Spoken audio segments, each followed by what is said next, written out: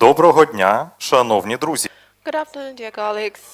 We're happy to welcome you at the welcoming ceremony at the Strategic and Architectural Modeling Platform Mariupol Reborn. For your convenience, we will have simultaneous interpretation, and in order to use it, please use the headsets with the English and Ukrainian channels. If you have any questions, raise your hand, and you will be approached. And we will start. So let me invite the city mayor of Mariupol, Vadym Boychenko, for the welcoming speech. Good afternoon, dear ladies and gentlemen. First of all, let me welcome you and let me congratulate you on the occasion of the great holiday of our Constitution Day. So, best wishes and glory to Ukraine, glory to heroes. So today we have gathered here with a very important goal, and we would like to first of all express our gratitude to Andriy Sadovy for giving us this opportunity to create the center that will generate ideas, will generate the strategy, will generate the future of Mariupol here in the city of Lviv. I would also like to express my gratitude for the fact that Lviv has been welcoming us with a great level of hospitality since the first days of war. Andriy Sadovy and his wife Katarina supported Mariupol and Mariupol residents right on the first days of the war. It's really important for us. We appreciate this. And we've got a sustainable system called Mariupol. We have built 21 centers in the largest cities of Ukraine, 16 cities, and these are the centers where our residents have found a new place to live. And they keep asking us about support and assistance, but the other question they keep asking us is the question of return. And when I enter the Mariupol center, I hear the main question, when are we going to go back? But that is a really difficult point of view from the time perspective, because the people who have some professional experience, our heroes, are giving answers to this question. These are the boys and girls, the guys who do their best to get our Ukrainian flag back to Ukrainian towns and cities, including Mariupol. So when is rather our joint shared responsibility. We have to support these guys from the army, and they are doing their job. Today, the President of Ukraine, Volodymyr Zelensky, calls Mariupol the heart of our country, and he says that if we revive the heart of the country will be revived and restored as well and rebuilt. That's why together we are developing joint platforms that will strategize and develop what we call Mariupol Reborn. Today, we would like to show you how this sustainable system will function, and let me tell you in brief about this platform, which is going to be the key platform open up in the city of Lviv. And this is the platform that will be responsible for the development of a hypothesis, strategies, plans that will need to be put down onto the earth. And the Dnipro platform that will open up in the nearest future as well will be responsible for some practical things like electricity, water in Mariupol. There will be 12 directions Dnipro will work with. We will get the question, where from do we get the expertise, the knowledge, the skills? Where do we verify what we have developed? That's why we will also get a platform in Warsaw, because there in Warsaw we want to get the necessary expertise that will give us the main thing. Not to make mistakes, not to take any extra movements, because the cities of Poland were also reborn after World War II, after being destroyed. That's why we have already had a prior agreement with Polish metropolises, which are ready to become responsible for the expertise. That's why this sustainable system will work towards the main goal. And it is here that this goal will be reborn. It is here that we're going to build the future of Mariupol. And also today, let me express my gratitude to our partners who have been supporting us right since the first days of the war, who have been showing their standpoint in relation to Ukraine and Mariupol since the first days of the war. Let me mention large businesses This is the SCM company. We have Natalia Yemchenko today. We thank them and Renat Akhmetov, because it is thanks to them that we've got this an opportunity to launch the platform both in Dnipro, in Lviv, and in Warsaw.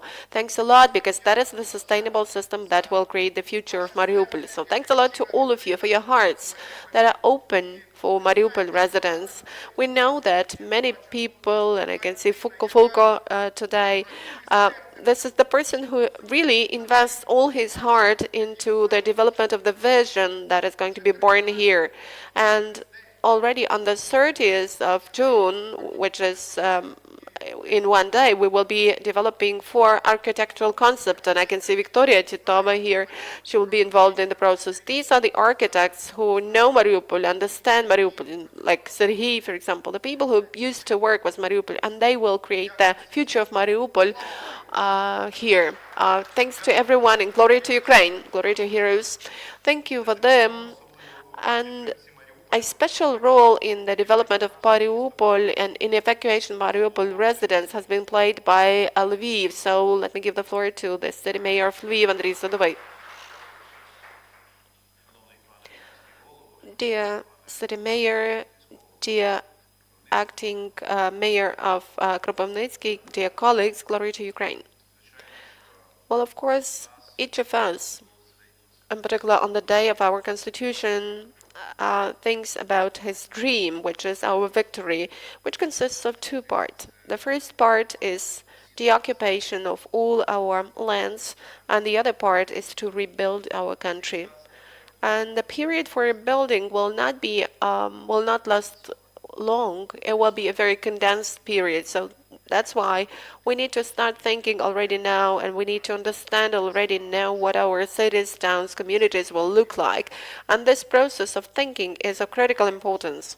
Lviv has a special mission to play. It's a large humanitarian hub, and it has always been inspiring and keep inspiring people.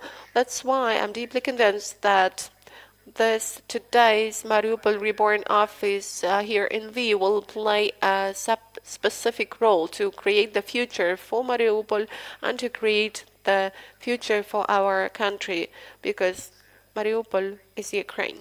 Glory to Ukraine. Thank you, Mr. Mayor. Repairs and furnishing of the space has been supported by the SKM company. So the floor goes to our good friends, and to be more specific, to Natalia Yemchenko, who is the communications director of SKM. Thank you. And first of all, let me mention that the process of thinking about the future, as Mr. Mayor has said, for us is not an optional thing to do. It's a large part of our business already now. We keep thinking about the future of the energy field, and because you know that during the war we built in the winter period one part of the power plant. So we are building whatever we can. Otherwise, we think, and we keep thinking, we keep supporting all the initiatives that are related to this thinking process aimed at creating our cities, the ones that will follow the principles of European integration. We keep thinking what partners need to be engaged, and we keep thinking how we should build the ecosystems. We focus on every project of ours to have the ecosystem of partners, the ecosystem of some pillars.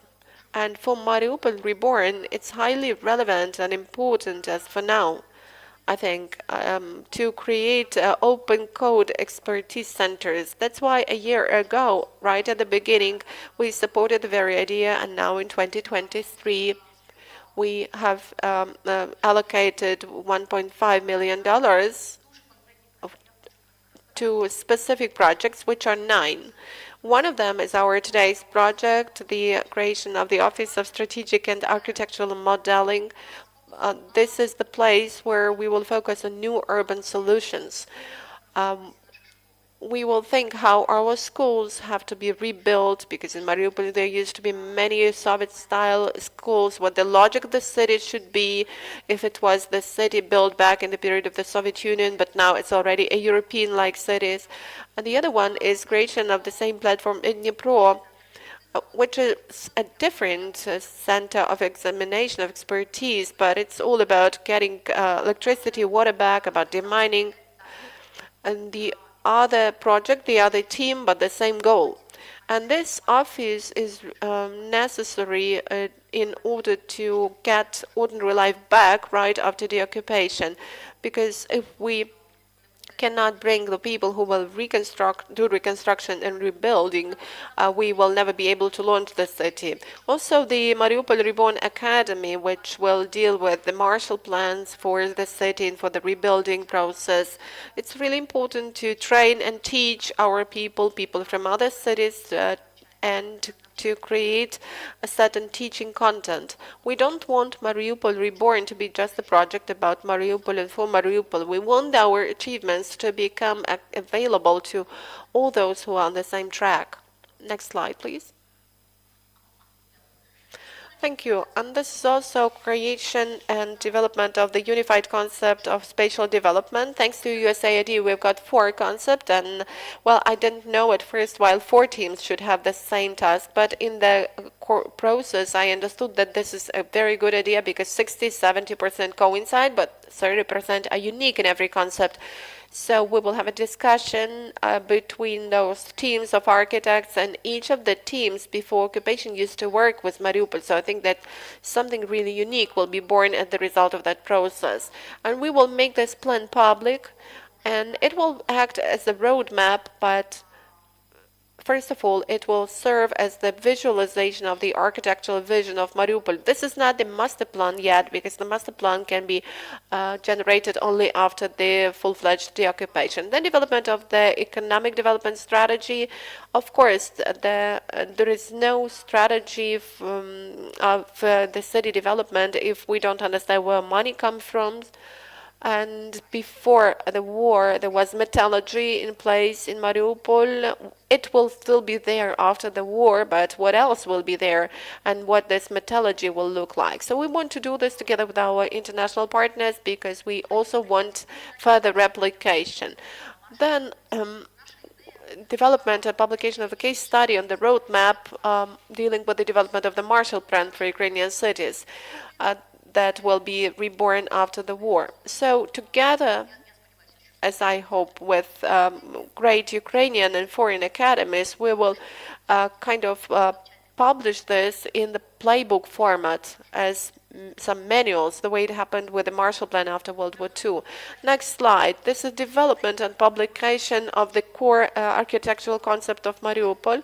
We understand that besides the overall vision, we need to outline about 10 milestone projects, so we should have competitions and we should develop some concept, and we will fund them by the end of the year.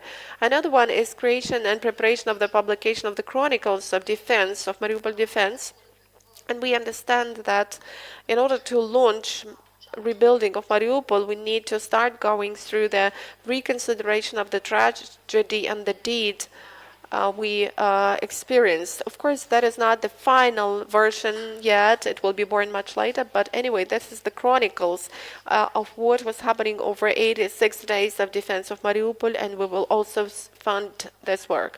And another project is preparation and holding of the European American Fundraising Roadshow. By September, the Mariupol Reborn team will create a package of documents for the full-fledged European American Fundraising Roadshow, which is important for Mariupol, for us not to lose the energy and the effort behind that.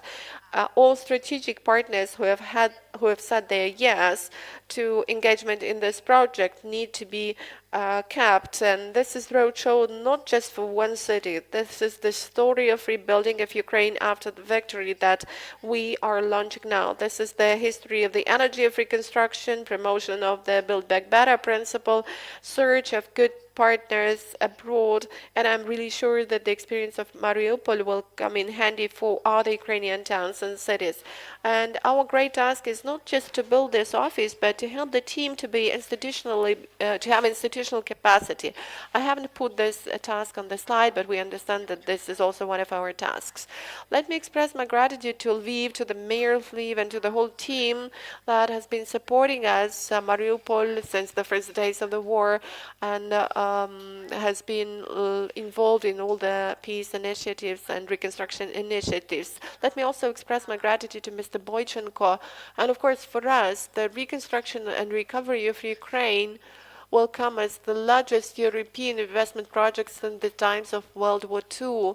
And for us, as for Ukrainian businesses, that is a large-scale task. But anyway, start building we start in our business building these things already now. But as far as Mariupol is concerned and recovery of cities is concerned, we actually started this work about a year ago. So let me urge all those who think that, who are still pondering whether they need to get engaged or not, please do get engaged. Thank you. Thank you, Natalia. The financial support in the development of the vision of the spatial development of Mariupol has been provided by the government of the USA. So let me give the floor to the head of the project of the USAID, Alexander Sheledonkov. This is the economic support of Ukraine project. Alexander will join us online. I wonder whether you can hear me. Yes. Good afternoon, dear ladies and gentlemen. I'm happy to hear all of you in the room. Let me tell you that on behalf of the ERA project, which is funded by the government of the US, we have been involved in the Mariupol project for quite a period of time. That Mariupol was one of the main centers where we worked. And over those 10 years, as I was witnessing the development of Mariupol, I saw that this was a great path.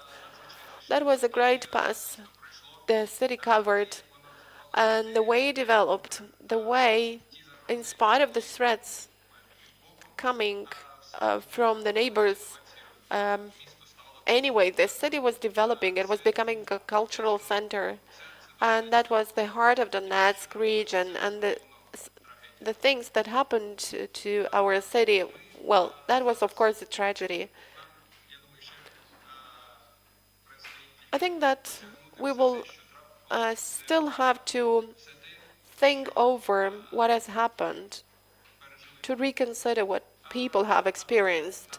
But as for now, we need to be looking into the future and think how to revive the city. We need to think what the city is going to look like after its recovery. And I do believe that our final victory will take place after we rebuild all the cities, when we restore everything that has been destroyed, and when we get back to calm, peaceful, quiet life in the liberated cities. That's why all our effort is directed at supporting the City Council of Mariupol and Donetsk Regional Administration and the government of Ukraine in those strivings that aim to help. Because now we can deal with planning, we can deal with teaching, and there are several initiatives that aim to help the representatives of local self-government bodies to gain new skills, to do better planning, to do better implementation of the projects that are related to the recovery, to the revival, and to the challenges that they will face. And I would also like to express my gratitude to everyone involved. Let me thank you for finding some time to join us today, to come and to get acquainted with their developments that have already been made by the experts.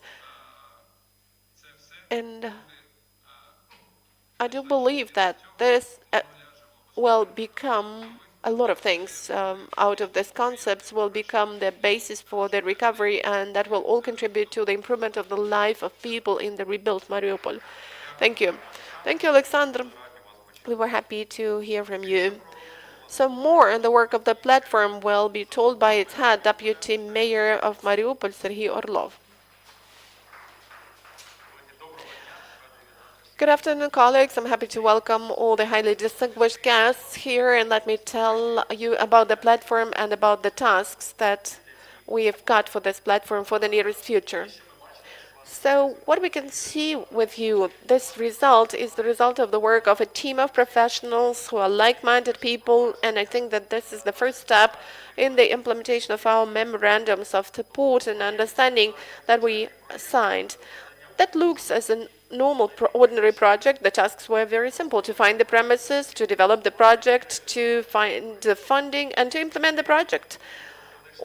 And, well, it's easier for me to tell about this because I don't speak about theory. I can already talk about the result. We do feel this platform and we can be present here. So let me express my gratitude to Andriy Sadovay for the opportunity provided to us in terms of the premises. The premises are really great, and really the task of the architects was not to make it worse, not to distort it. So it's you who have to assess the premises, but it seems to me that we have managed to preserve the authenticity of the premises and some new trends, some new concepts. So let me express my gratitude to our architects and designers and builders who were implementing this project, to the SKM company, and to the project for the supporting the implementation.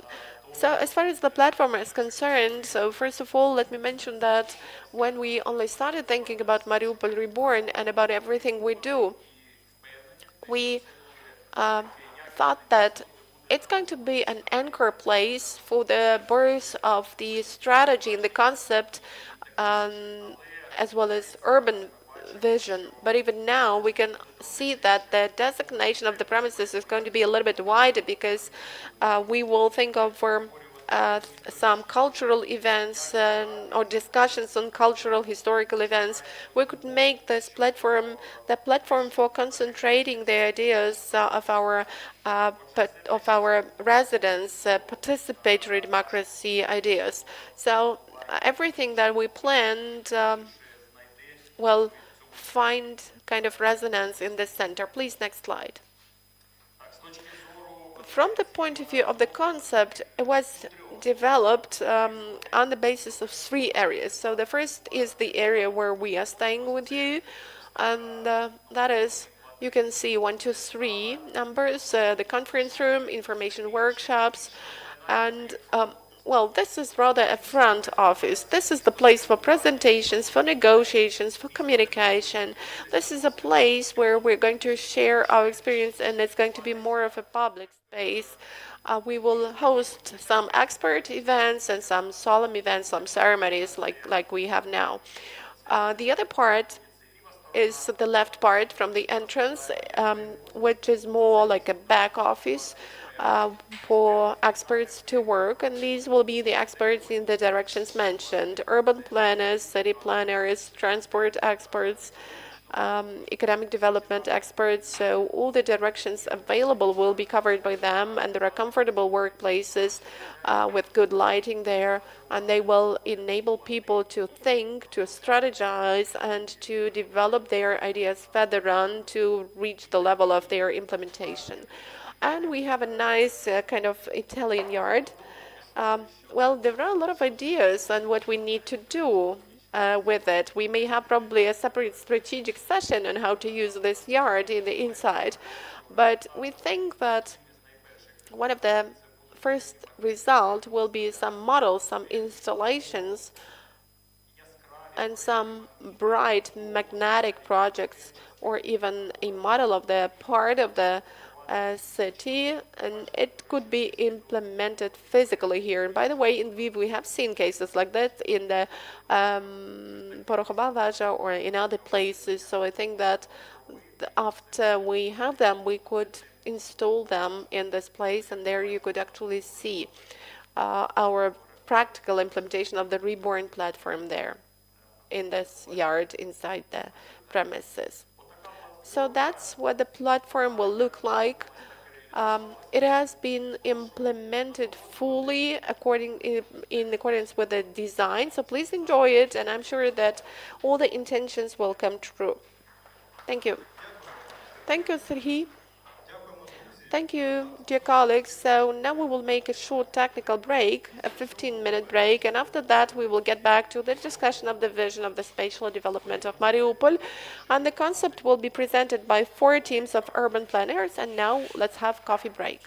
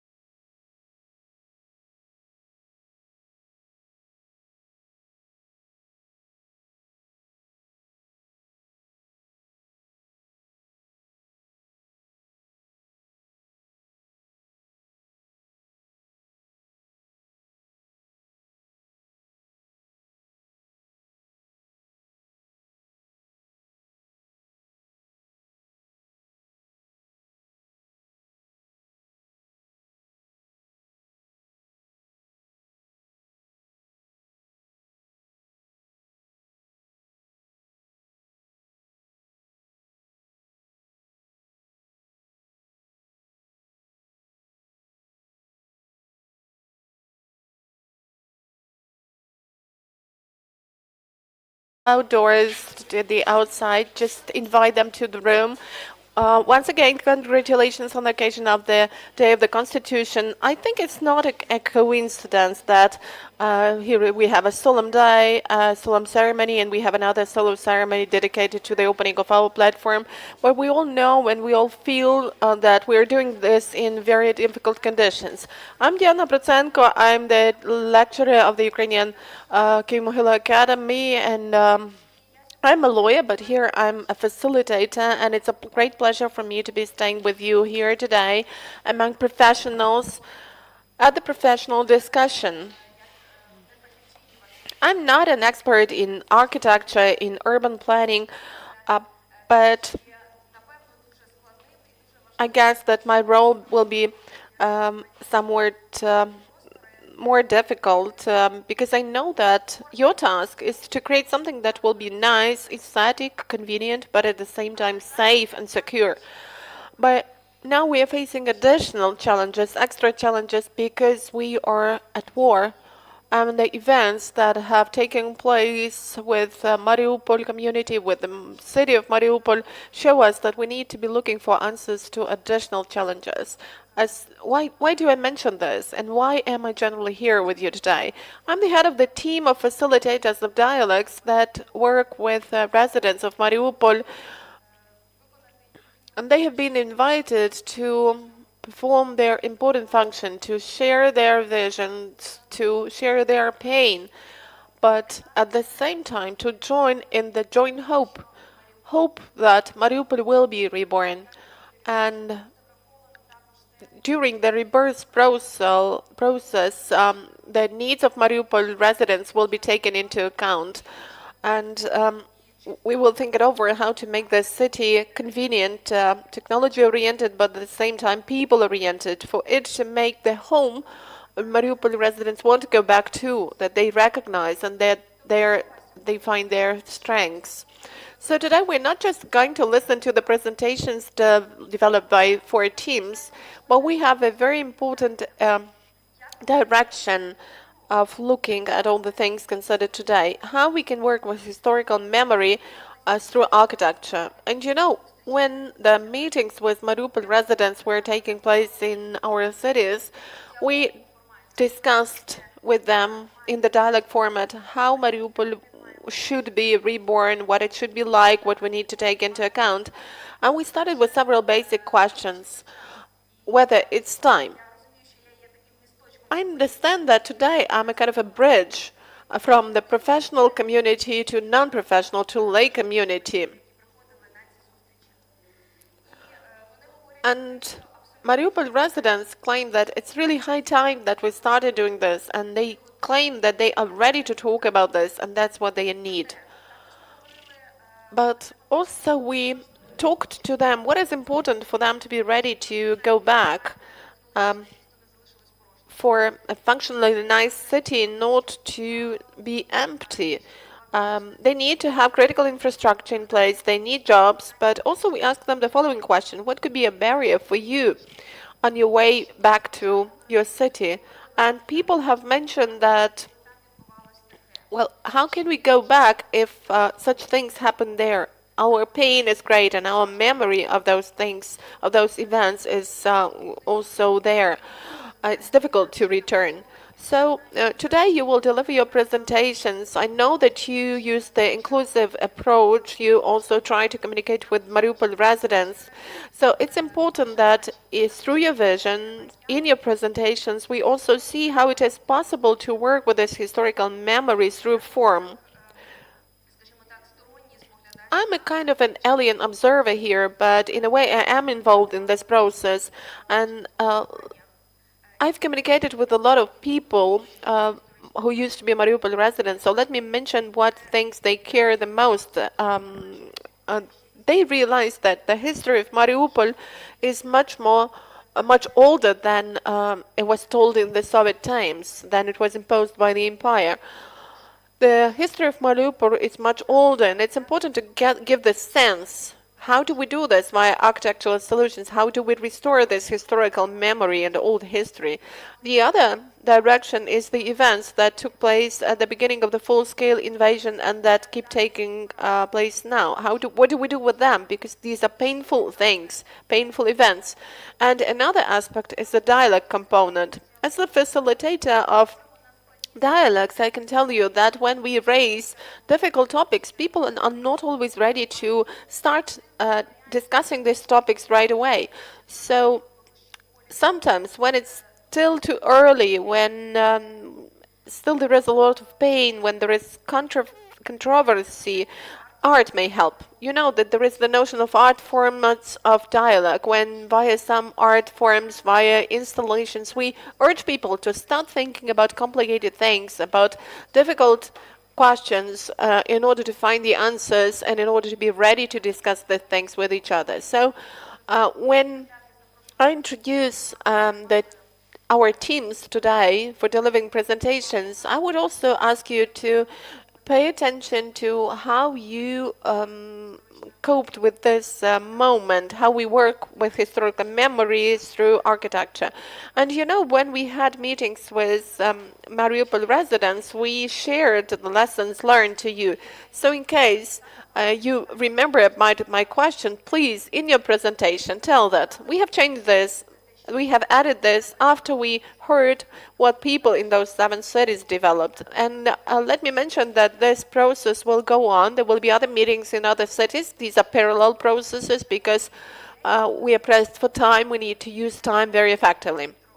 So that's all for my introductory speech for our today's second session, and we will go over gradually to the presentation, and let me give the floor to Mr. Fulko Traffers.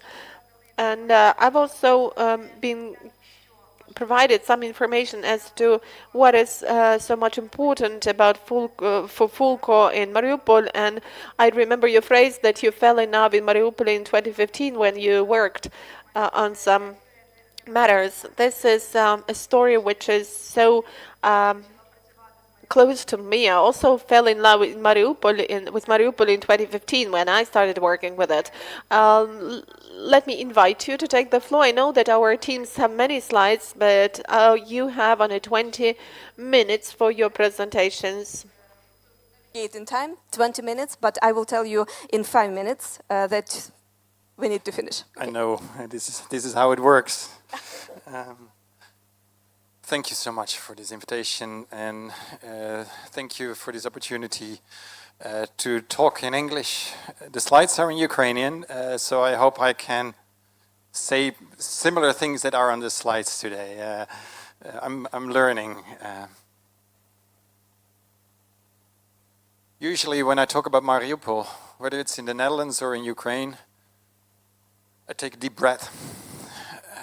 All the things that have been said, all the things that have been mentioned by the mayor, by Ms. Natalia as well, they all go deep into my belly, my heart, everywhere.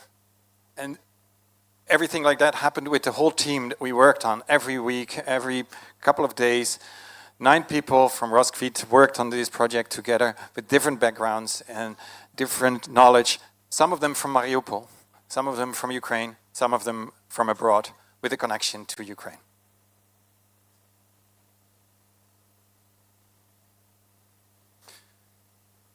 And we got this question, and the question, how should we rebuild Mariupol? And we were starting to think, of course, is this the right question? Yes, of course, but also, for whom are we gonna rebuild this? Because we were not only the architects who make the nice pictures and the good renderings in the end, but we also tried to include a lot of information about economic, social, cultural aspects as well. And we talked, as already mentioned, we talked to a lot of Mariupol citizens directly and indirectly, and especially to these 14 people.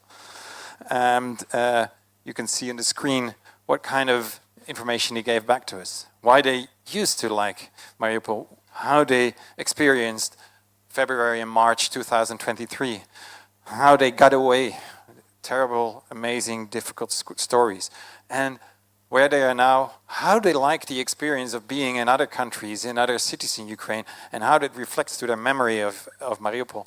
And also how they hope to be able to get back, what they expect, what they will see, what they will experience, and what they can do themselves. And this is a very important part of this participation approach, that they will understand, I am part of this movement of rebuilding Mariupol. I don't know where I need to click. Yes.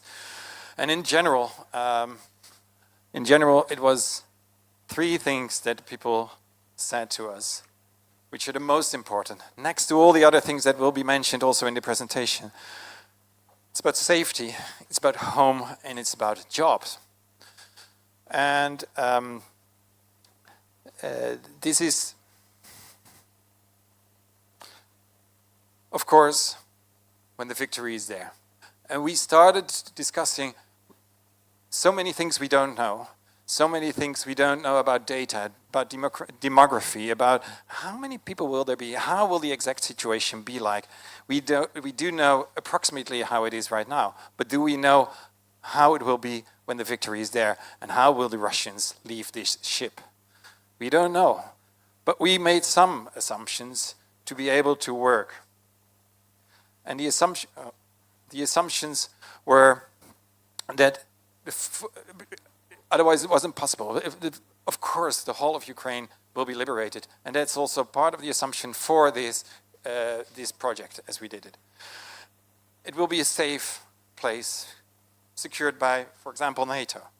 It will be a place which has a good connection with European values, and hopefully, apparently also, budgets. I heard about a tour that we're going to make all around Europe and USA. I'm looking forward to that one. And of course, for Mariupol, it's also very important that Azov Sea is available, and the Crimean Bridge has a passage through, whatever way we make it.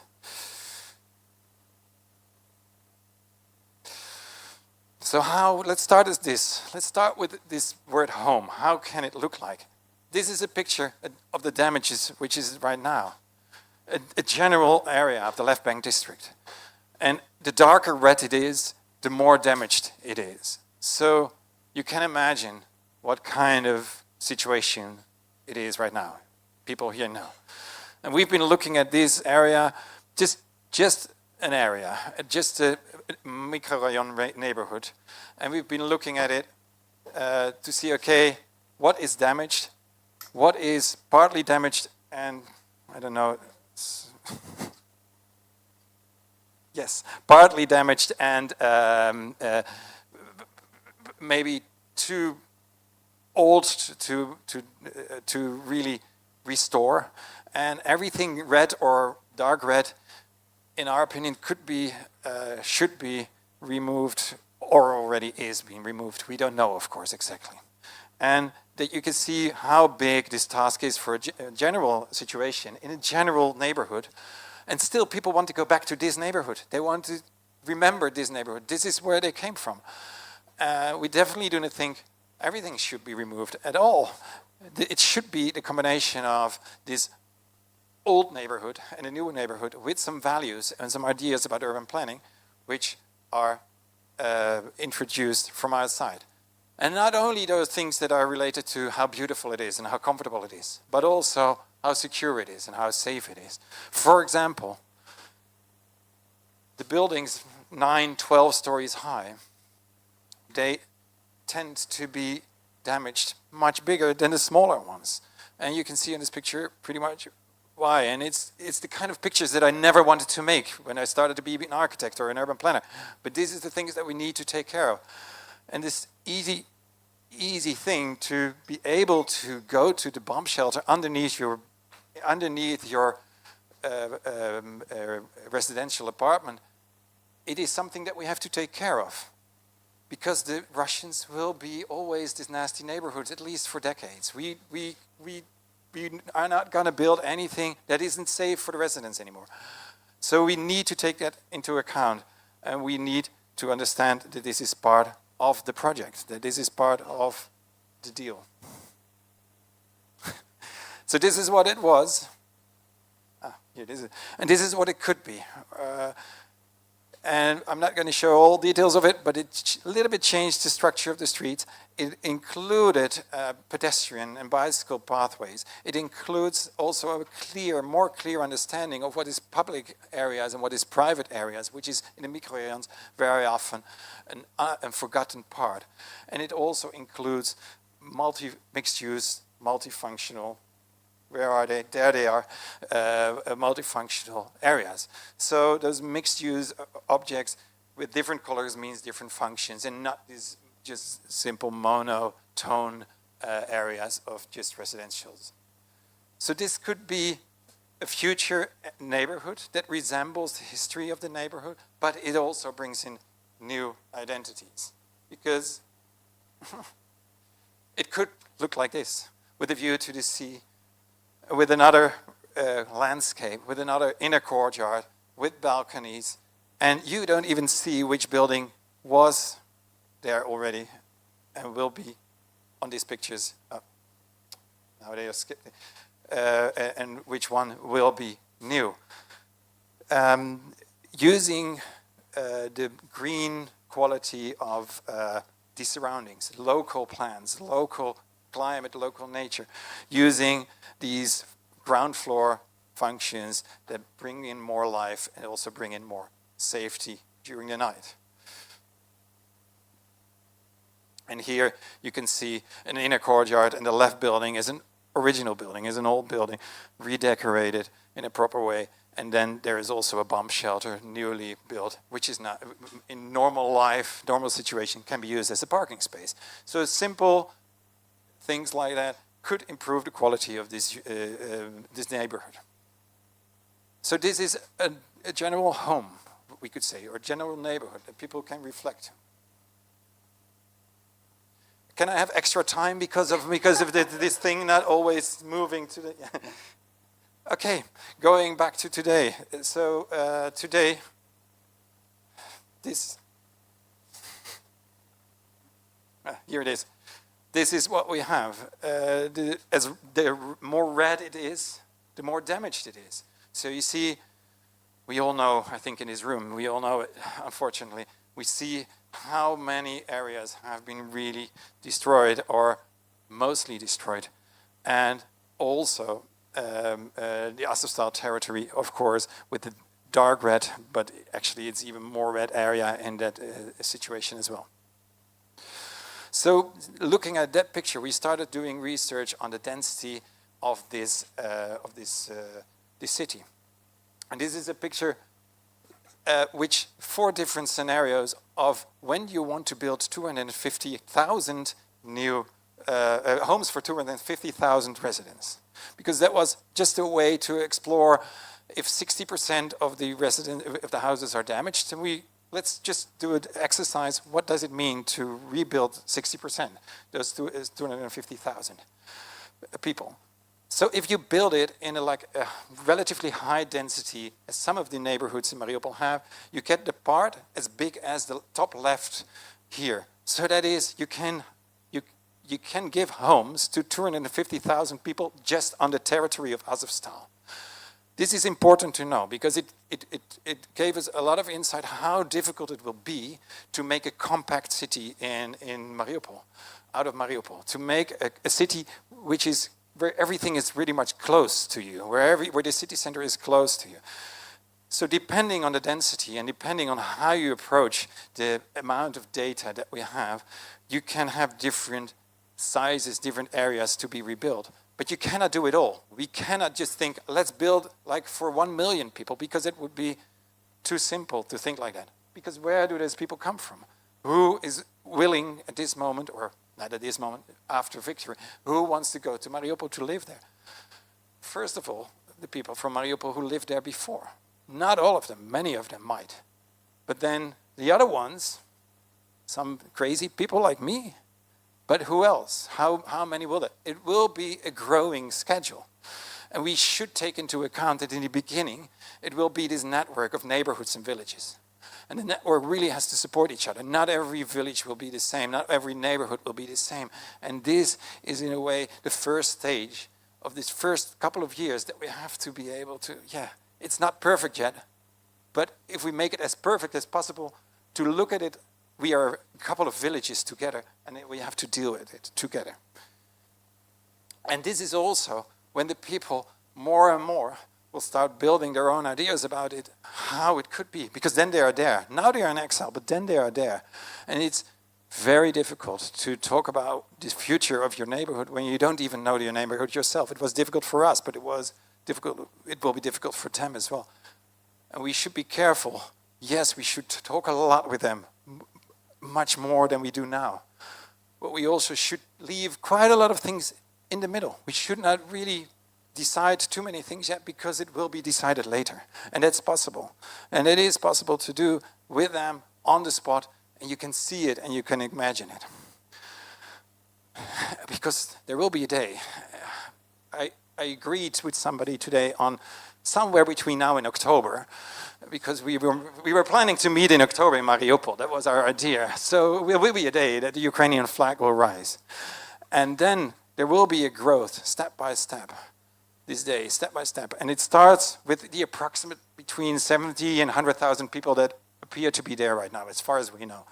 And then the first people will return. It will be a hugely difficult time, this network of villages. And then we decided to make a focus on 400,000 people here in this presentation. But also, it should be comfortable when it's smaller, and it should be comfortable when it's bigger. You cannot imagine how crazy that task was for us as an urban planner, because normally you just say, we want to grow like this, and then people will say, okay, it could look like this. Here we have to do everything together, and we found, hopefully, a way that could encourage this. This could be this beginning situation. And very important is the part on the right, because it's not only about homes. Approximately, economy tells 250,000 inhabitants will mean that you will need about 100,000 jobs to take care of that. Otherwise, it will be just a home, and people after a year, their money will run out, and then after a year, they will move to Dnipro or Kiev or Berdyansk or whatever. This situation, which is this network of villages, or maybe a little bit bigger, this could be a starting point, and how to look. Then it could grow like this.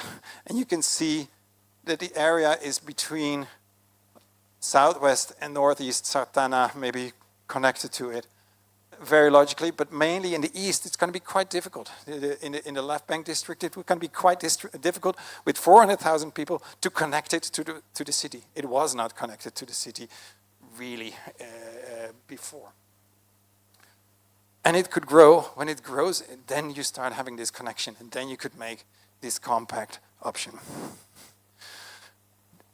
I talked about jobs, and that means economy. We really believe that this area, like it happened in Germany, France, England, these industrial areas, not only Mariupol, but they should turn from a mono-economy into a multi-economy. From polluted to clean as well. And one of the main drivers for this economy will be, hopefully, the port. Possibly the port. We believe in that. Because when Russia and Belarus are faded away a little bit, then Mariupol is the most eastern gateway to Europe. And it connects, it has a very, very interesting position in this economic international global sphere. And here you can see how the position of Mariupol also relates to rebuilding Donbas area as well. So very logically, Mariupol takes this position as the port, as the gateway to that area. And I'm going to move on because somebody started showing me that there's not so much time already anymore, somebody.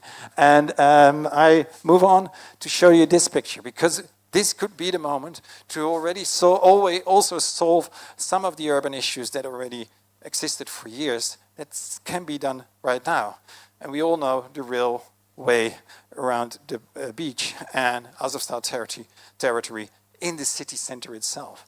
And maybe when we, and this is our most important planning advice from our team, when we could move the port and make this as important as it is in the picture that I've shown before, on this global level, on this Donetsk rebuilding, on the new economy. If we move the port, then it can have this position. It can be the port that has the technical possibilities to really have the large ships, have the real cargo going in and out in a way that is not possible in the existing port and could be possible here at the place where you then directly remove the Schlag Mountains and take a position in the Azovstal territory.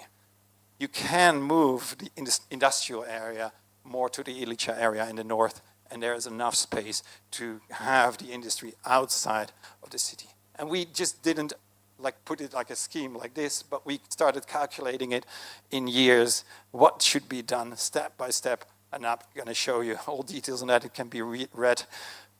And how this, for example, this beach area here, step by step, year by year, could move. You see here the port. This is the port area, and this is the central beach. And there's Azovstal territory. How that step by step could be removed with functioning also in the early recovery years. So we kind of made a scheme to support that year by year. And then the interesting thing is that the city suddenly really got connected to the sea. Because now the port and Azovstal territory are disconnecting really big parts of the neighborhoods of Mariupol to the sea, and suddenly there's only 1.5 kilometers of sea not approachable, and everything else is. So you make the quality of the sea really the quality of Mariupol for the future. Not just for economic reason, but also for the people themselves in their daily lives. We connect that environment, the water, the rivers, to a full series of green structures, green corridors on all different scales of the city, from very local, every balcony should face a tree, to very regional, that around the city there's this buffer, there's this clear understanding of that the nature is always close.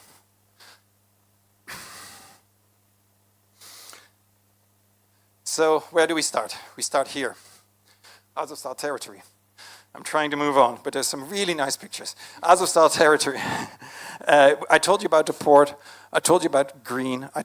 And you can see there's also a couple of other functions that are really important in this area. It's the most important, the most difficult, the most symbolic area that it is, and it needs deep discussions between, of course, Metinvest and the city itself. But here is where the magic happens. Here is where the new Mariupol can be delivered. But we should not think too easy about it because it's highly polluted and it has a very difficult recent history from last year.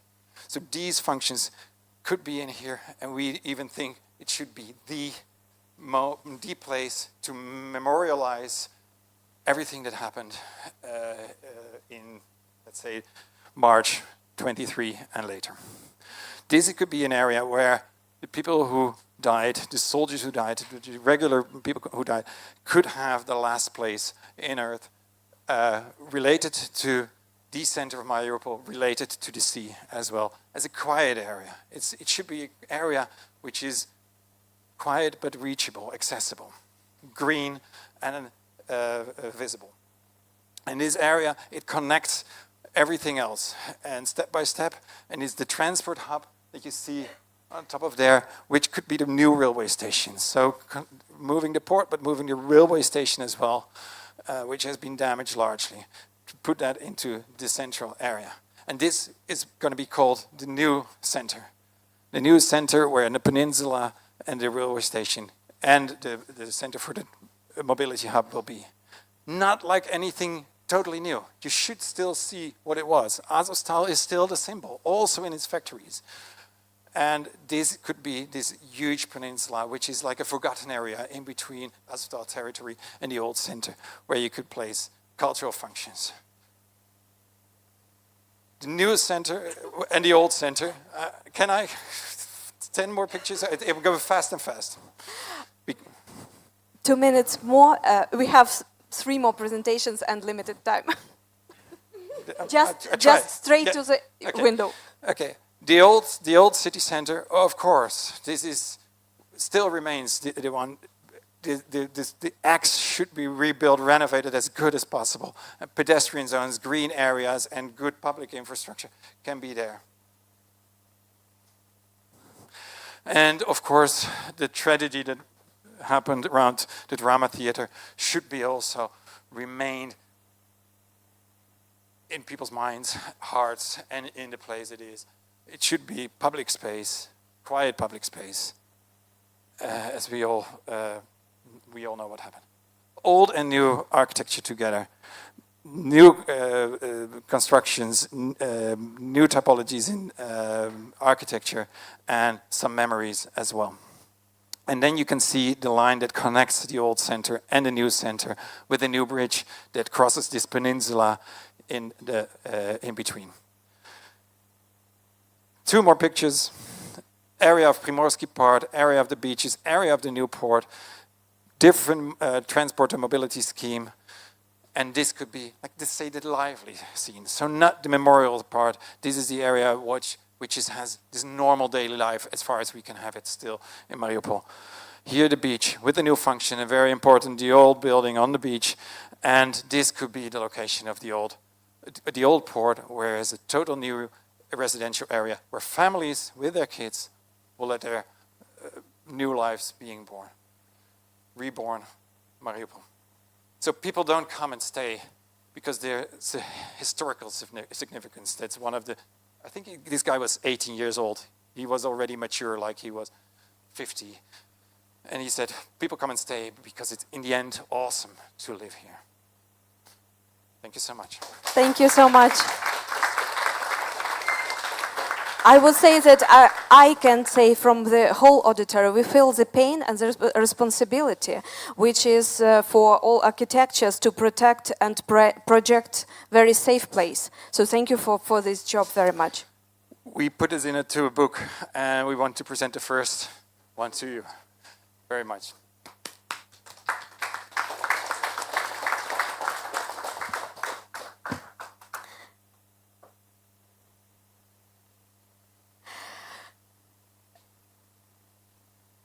Що я хочу сказати. So I just forgot to hear this.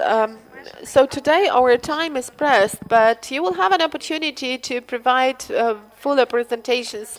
The materials will be provided for some feedback, for comments, for people, because there are a lot of people who are interested in it, and there is a special portal on the internet, and this portal contains those materials, and via this portal it's possible for you to get feedback from many people. That's why I'm urging all the teams not to be concerned about today's presentations. This is not the only opportunity for you to deliver your presentations. And now let me invite the next team. This is the team Serhiy Rodionov, he will be online, and Yana Buchatska and Anna Komyshan, they will stay with us offline today. So let me give the mic to them. So this is the team of the person who developed the Mariupol brand.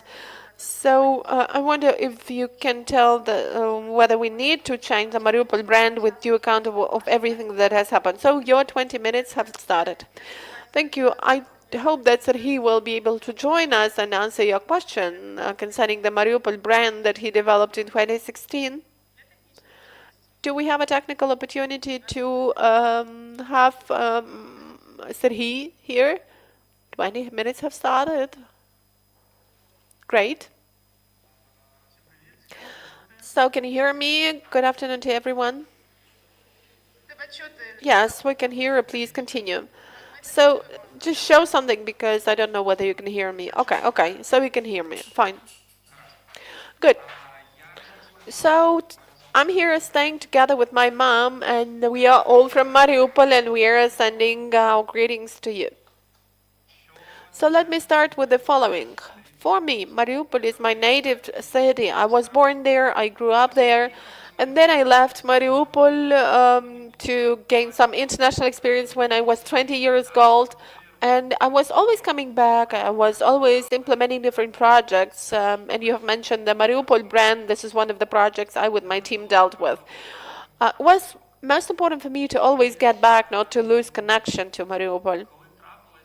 And when the invasion was launched, for me it was a great trauma. And, well, I couldn't stay idling. And this project was something very much right for me, very important for me. Why is it important? Well, first of all, we need to gain some time, to win time. And after the occupation, when Mariupol becomes a Ukrainian city again, we will need to move very, very quickly. So now we have to use this time to get ready for that. There is also some personal motivation behind me. This is my mom. These are defenders of Mariupol, the army of Ukraine. I cannot but be doing this for them. This is a project that aims to give hope to Ukrainians and to Mariupol residents, the hope that they will go back home.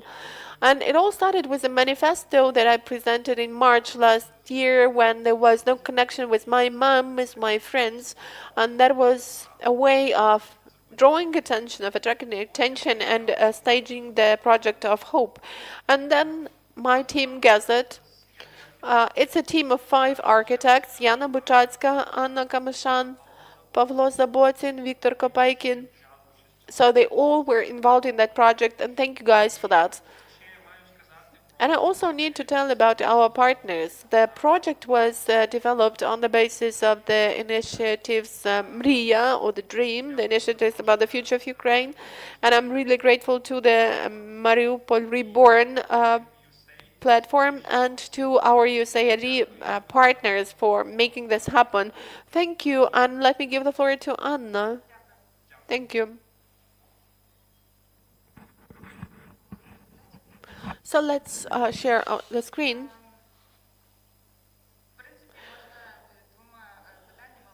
So I think that we can describe the strategy, or the concept of the strategy, in 2 ways, using 2 major issues. But there are also other issues that are not related to reconstruction as such, but they are regional, they are global, and they really will affect the future of Mariupol. Because we may do reconstruction, but nobody will go back to the city, and the city will not be alive. So the first question is the question of safety and security, which is clear. And the other one is well, actually, it's a dead-end, logistic dead-end city, because it is too close to the Russian Federation, and that will be a problem. And also, there will be demographic challenge in the region locally worsened by the war, because you know that the young residents, the population is kind of being reduced. We will have other challenges like climate challenges and economic challenges for the whole of Donbas region. And here are the solutions, or the answers to those challenges. So for the reconstruction to happen, for it to be green, efficient, and smart, we really need to establish a strong military base in Mariupol that will secure the future security in the city. Also, we need to think how to make Mariupol self-sustainable from the point of view of energy supply and food production. It's really important for us to think it over, how to make not only Mariupol residents to go back to their city, but for people from all over the world to keep coming to Mariupol. There need to be enough of them for the economy to live. And there are people who will be looking for better places in the world due to climate changes, and Mariupol is an attractive city because of its sea, because of rich lands, because of a good climate. So people will keep coming, but we need to create conditions for them there. And we need to develop tolerance in the society along with other things, and that is a good chance for us. And another thing is the issue of ecology. We need to develop environmental programs that will reduce the environmental load on the city, and we need to fully diversify the economy of the city. So, from the conceptual point of view, we could actually describe the idea of Mariupol as a fortress city. Why? Because that is the city that will definitely stay on the border with Russia, and it will have to ensure the security of the country.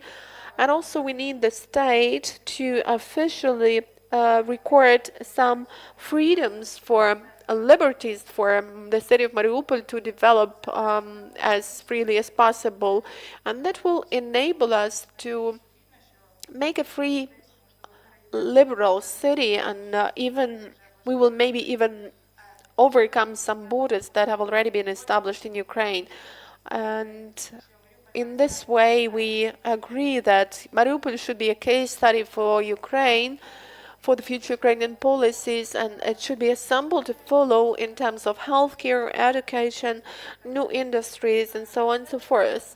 But for this to happen, we need to provide legislative liberties to the city. And let me give the floor to Yana, and she will tell you about the spatial strategy. Welcome to everyone. So, we have tried to represent the principles for the reconstruction of the city in the scheme. So, first of all, it should be a compact city. I mean that the borders will be, the city will be smaller, but it will be more compact, more convenient for the residents. Also, it should be a city with a heart, a city with a vibrant center that will kind of unite those small centers that we used to have in different micro districts, because they were rather scattered. And what the city needs now is a vibrant center that would put together all the energy in it, all the energy into the heart of the city. Another concept is that we should have a city by the water. It should be a water-oriented city, because water has always been a powerful magnet of Mariupol, so we need to focus on it, and we need to enable people to use this resource and to fully enjoy it. Another principle is the striving to make the city more accessible. We need to create all the domains, all the services people need within the radius of 15 minutes, and this will be done through multifunctional construction.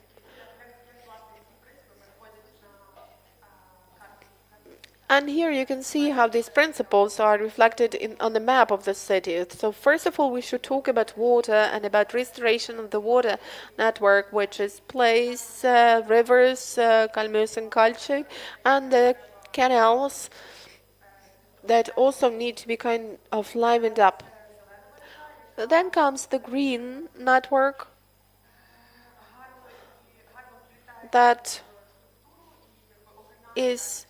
fits well into the overall structure and kind of goes around all those water canals.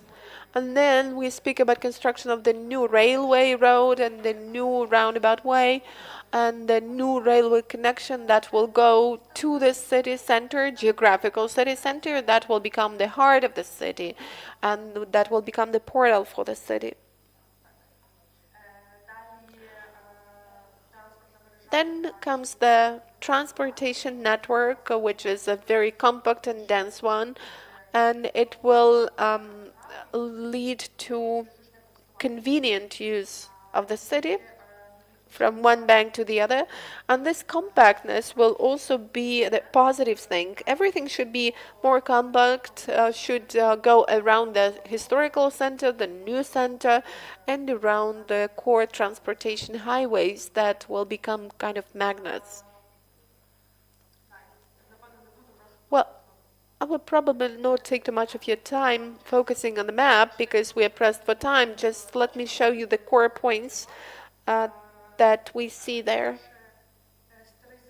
So the old Illich plant, well, we think that it should be the industrial area, but green industrial area. As far as Azovstali is concerned, we intend to make it the central part, but at the same time the center of memory. We're still going to discuss this.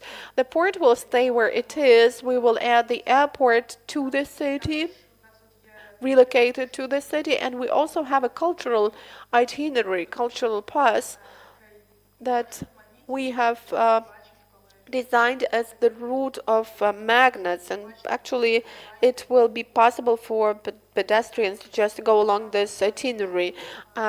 Here you can see it. It includes the key points that we have highlighted in our visual representations, because it seems to us that they reproduce the spirit of the city, and they tell the story of the city to the people who used to live there, who will go back, and to the new residents of the city who will also feel those vibrations and the history of the city. The first point is the portal, or the gateway, the gate of the city, of the fortress. It's located in the geographical center of the city, as mentioned by me, and we will have all those convenient roads across the city from it. Please direct it to the window, and then you will manage to change the slides. Okay. So the symbol of the gateway, the inspiration for us was the kind of a triumph arc. We think that it could be a strong symbol of the city that has survived, that has won. Here is some sense of this arc, which will become the symbol of the city. Well, and here comes this sensitive point when the heroes go back to the city, and when they have those warm hugs.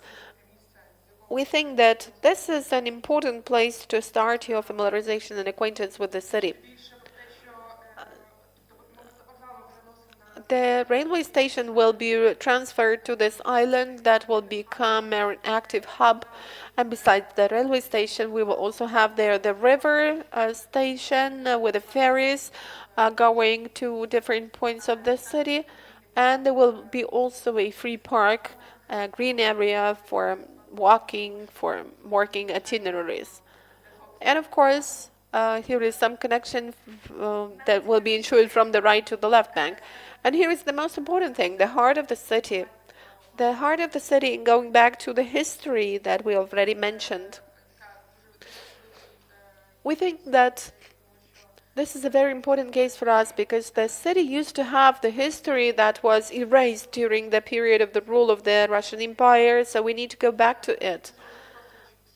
It's important for everyone to have this history in mind and to feel that there used to be some history before the Russian Empire. And that is what has survived. This is the imprint or the contour of the Cossack fortress that has survived, and it could be seen in the old maps. And that is the point from which the city started developing. So we would like to shift the new life center of the city to this area. And then around this area, the Cossack fortress, there used to be the marketplace, or the market square was also a vibrant point. Yeah, I know that I have to be quick. Let me skip some slides. So here is the contour of this Cossack fortress that has been taken by us as a new modern building, just let down on it. But inside it there will be the museum of the city, and around it there will be some market space or some pedestrian areas where a lot of events can be taking place. Memory. Well, just show the most important things for people to be motivated to go onto the website and to look for more information. Here are some points of memory. We think that we need to work with memory, both collective and individual memory, because that's a very important topic for Mariupol. So we need to look for different ways of transferring this memory of different scale. Suppose, let's take the theater. It's really important to leave it as it is, to leave it, or to leave its remnants there, and to make it a place to which people could come in order to commemorate the people, to think about the events that happened there. And probably we should have an underground museum there that would convey this sense of the tragedy that took place there. well, let me skip some slides. Here, the sea as the magnet, as the place of activities, of stories, and something attractive. The sea, where we could have different activities, both sports activities and some research center activities, like the study of the Azov Sea, our different campings and other events. So please do the wrap up. Yes, here is the final thing, two final things: steel and metal. It's also important for Mariupol. We need to preserve this contour. We think that this contour of the Azov style equipment is something that is very much memorable, and we would like to have a museum of steel there. Then it would be a new space that will convey the history of metal production and will show new studies in this field. And here is Azov. Well, let me just show it and that's it. This is a memorial park that we would like just to have it as it is. There would be a trench going around it, and we will just provide an opportunity for artists to have some reflections on the topic in their artworks, and we will provide the nature with the opportunity for nature to take it over. Yeah, and just in case you need more information, please look through Instagram and the website. Thank you, thank you. I understand that the facilitator's role is so much ungrateful because you have to stop people, but I can see, judging by two presentations, that you have really taken into account the things that people communicated during the dialogue sessions, and I really feel responsible for our conveying these messages to you, but I see that we have done this. So we will still have two more presentations. We will have a short break now, but please let's keep it short and let's have just 5 minutes to have some movement and then to go back and to listen to two more presentations. So let us have a 5 minute break, and it's a 3:15. I will invite you back and we will listen to two more presentations.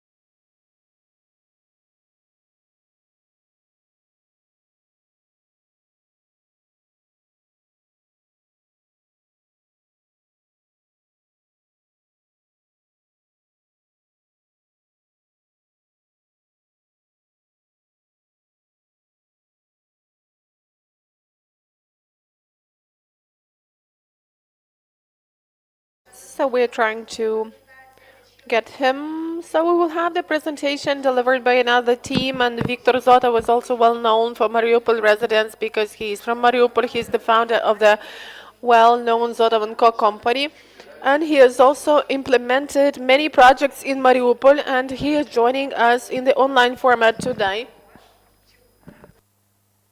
Так, це його презентація. Чи будемо ми його бачити? Так.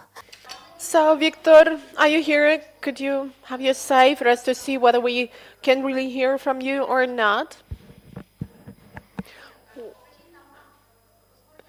Just please expand on the Zoom. Just press this. Can you see what I'm showing to you? Just show the video. Show Victor's video to us. Yes, here it is.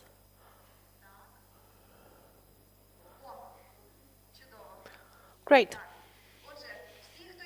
So, all those who have not yet taken your seats, please do this. And Victor, there will be no introduction, just let's save time for you to be able to tell more about what your team has developed. So, the floor is yours.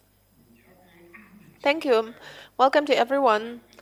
Thank you for the opportunity provided to me to express my humble or our humble opinion to your highly distinguished audience. So, first of all, I would make two statements that I feel rather uncomfortable about.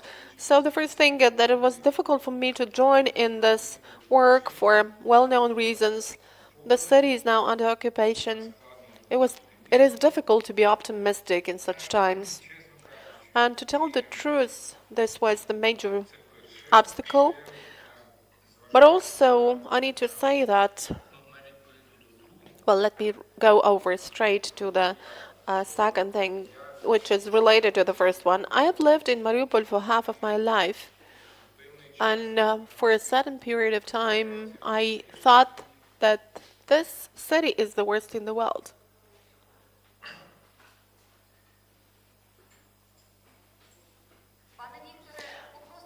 Victor, we would ask you to make a short pause because we have some technical problems. There is no signal coming. Okay.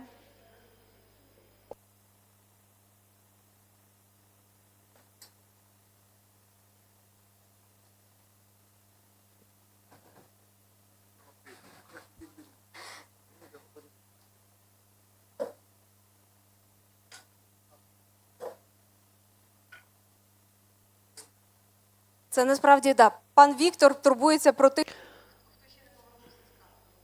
So it seems to me that Victor is taking care of those who are not yet back after the coffee break. Okay, now we can see you. Please do continue. So I had a long period of time over which I really thought very much subjectively that Mariupol is the worst city in the world. But for some recent 10 years, thanks to the team that headed the city, and I think that this is already not a subjective opinion, everyone could really see this if you had to deal with the development of Mariupol ever. So the city showed the highest level of dynamics, positive dynamics in terms of its development. So in this respect, it could be seen as the best one from the point of view of its development. So let me get back to my presentation. That is the reason why I'm now already more optimistic about our future.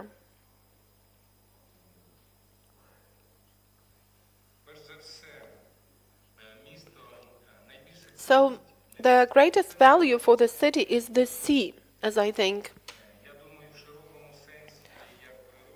I think that nature and water environment, to be more specific, are the first magnet. Victor, I'm sorry, but could you press F5 because we cannot see the full screen slide. We just see the side panel with other slides as well. Strange, but okay. Okay, now we can see the main slide, so let's move on. So you can see it. We can see the slide, but the point is that we see additional slides, but it's not that much a problem now. Okay, I don't know why. If there is no quick solution to that problem, so let's move on as it is. It's okay. Okay. So here are the United Keys, river and sea keys, and well, I will explain some of the inscriptions there. So here is the new center on the territory of Azovstal, United Green Areas, United Pedestrian and Bicycle areas, Opathas, the United Railway Station, the integrated public transport system, liquidation of the railway, cutting the city away from the sea. This is what is written there. And also Mariupol needs to remain the giant of black metallurgy, and we think that we need to engage international expertise. So that is our vision. Concerning the first statement of mine about the sea as the largest value and the density, compactness of the city, but probably you need to move to the next slide, no? About compactness. Probably I see not what you see. What can you see now? It's the slide with the vision. So please maybe stop sharing and start doing this once again by pressing the demonstration mode, because we can see just the first slide where it's written vision.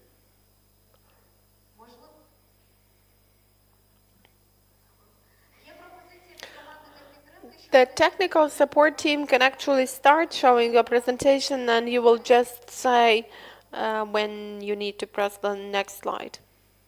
Will it be helpful? Most probably no. And now we can see it.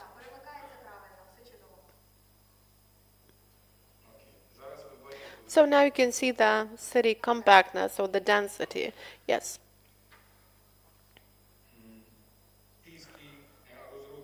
So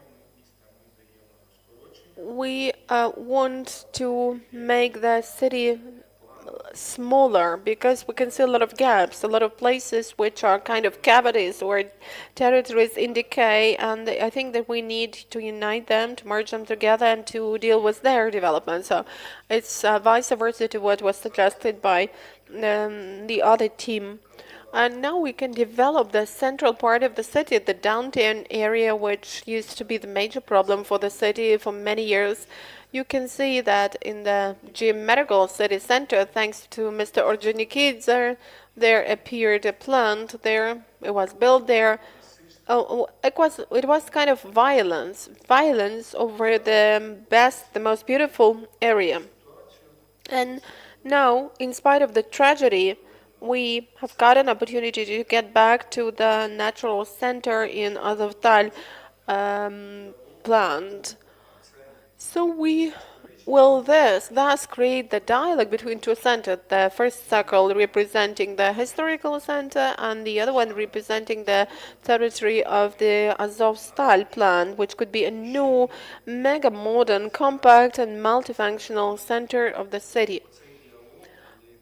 And this would ensure the dialogue. Well, unlike Kyiv and the largest cities of Ukraine, where the centers have actually been spoiled with new buildings, here we don't have this, fortunately. That's why all this new construction, if not all, then almost all, is taking place in the territory of the Azovstal plant.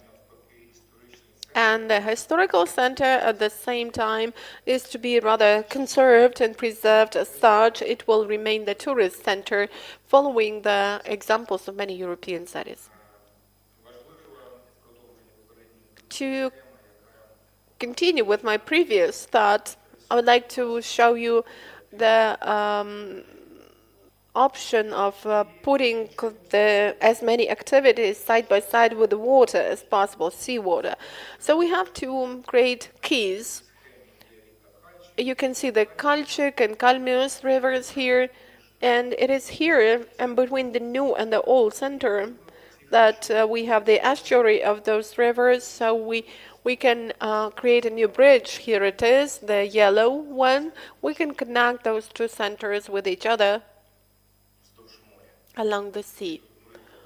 And well, we have some examples of how people did this in the world when all the best things were brought closer to the sea.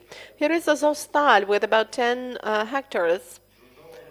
The plant has been destroyed, the territory has been destroyed, but it has already been mentioned before me that this used to be the Cossack fortress, and that's where the history of the city started, so we can actually restore the historical and natural justice in a way. I will not focus on the details. Of the burst global experience, we have some examples from Luxembourg, Hamburg, Philadelphia, even Paris and London, Helsinki. So we will know how to do this.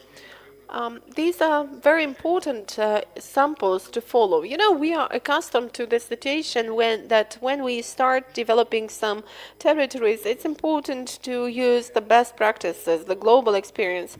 So the first step will be to recognize what facilities, what cities, what areas, what places need to become a sample to follow in our process of reconstruction, and then we could analyze these examples and make the necessary adjustments.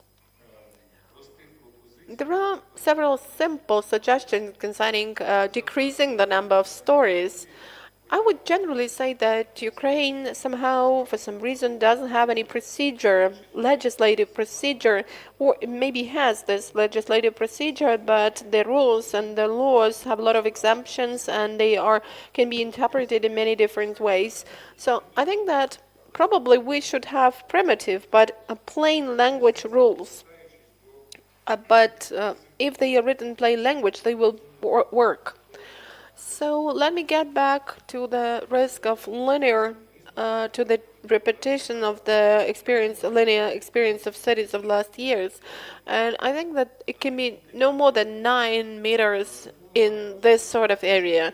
And housing should be from 4 to 9 stories. There could be no skyscrapers like we used to have in Brovary or Vyshhorod near Kiev. In this respect, the city silhouette to the side of the sea could follow the following scheme. You can see the estuaries of the rivers in the middle, then to the right you can see the modern plant and the territory of the new center, the former plant, and to the left there are some buildings, and actually only the territory of the business center could be a high-rise building. It could be a business center that is developing not at a very fast pace. Well, you know, the Svoboda Avenue, Freedom Avenue, maybe by this you can recognize the area. A couple of trend slides which fit well into the development of Mariupol. This is the so-called soft zone. Unlike the Soviet times and modern times, this is also all about the importance of this urban space. And upwards, you can see the picture of the Freedom Square that, together with the famous Copenhagen Square, was built. It was actually built in the same way, as I think. Also, we should think about decentralization of public space and about making it more diverse, not only via squares, but via alleys, boulevards, promenades. This is not the slide dedicated to architecture. It refers more to the social component, because through the family to small communities and up to the territory of the city, that could be the way we move. But I think that everything we do in terms of architecture goes back to people. That's why we can actually say that the recent changes in Mariupol showed rather good developments of homeowners associations. And I think that their experience from Mariupol could be replicated onto other cities and towns. Also, you can see some dark spots, green spots on the scheme. That is what we have taken from the latest master plan, where they have recorded the available green areas. So we think that it's necessary to connect them primarily along the rivers and well, there are also some areas that could become the lungs of the city and the areas for communication. We also insist that our process should be natural, as you see it to the right, with a minimum intervention. It should not be something like the Dnipro key in Kyiv, which is actually full of elements of interference. And here we can also recall the work of our French colleagues who were very much sensitive about the development. Well, it was also before the war, a team of French people, French men, was involved in the development of the bank, of the shoreline, and the very water environment and the shore area. So it would be good if they also participated in this process. Let me mention in brief that in our strategy we also focused on mobility, in particular in the territory of the plant, because there we already have the orthogonal grid that could be further extended, the same as the old center. And we should think about the fast track tram. You can see the line from the Peremoha Avenue that could go to the Shevchenko Boulevard, and this would make us reduce the load on transport. And I think that using the example of Copenhagen, we could do something similar with the tram. And there could also be a kind of a tourist tram along the sea. Well, there are examples of good combination of such tourist trams with public transport. And this tram would not bring any damage to the city and would improve mobility in the city along the sea line. Here you can see the slide from our latest work dedicated to Mariupol, the sand shore, where we mentioned that it would be possible to use water stations in order to ensure transport communication not just in the city but also at the sea line to the west. Victor, just 5 minutes left, please mind that. Okay, so here we can see the idea of the integrated railway station, and I'm always mentioning Kyiv as a negative example because the railway stations there are separated.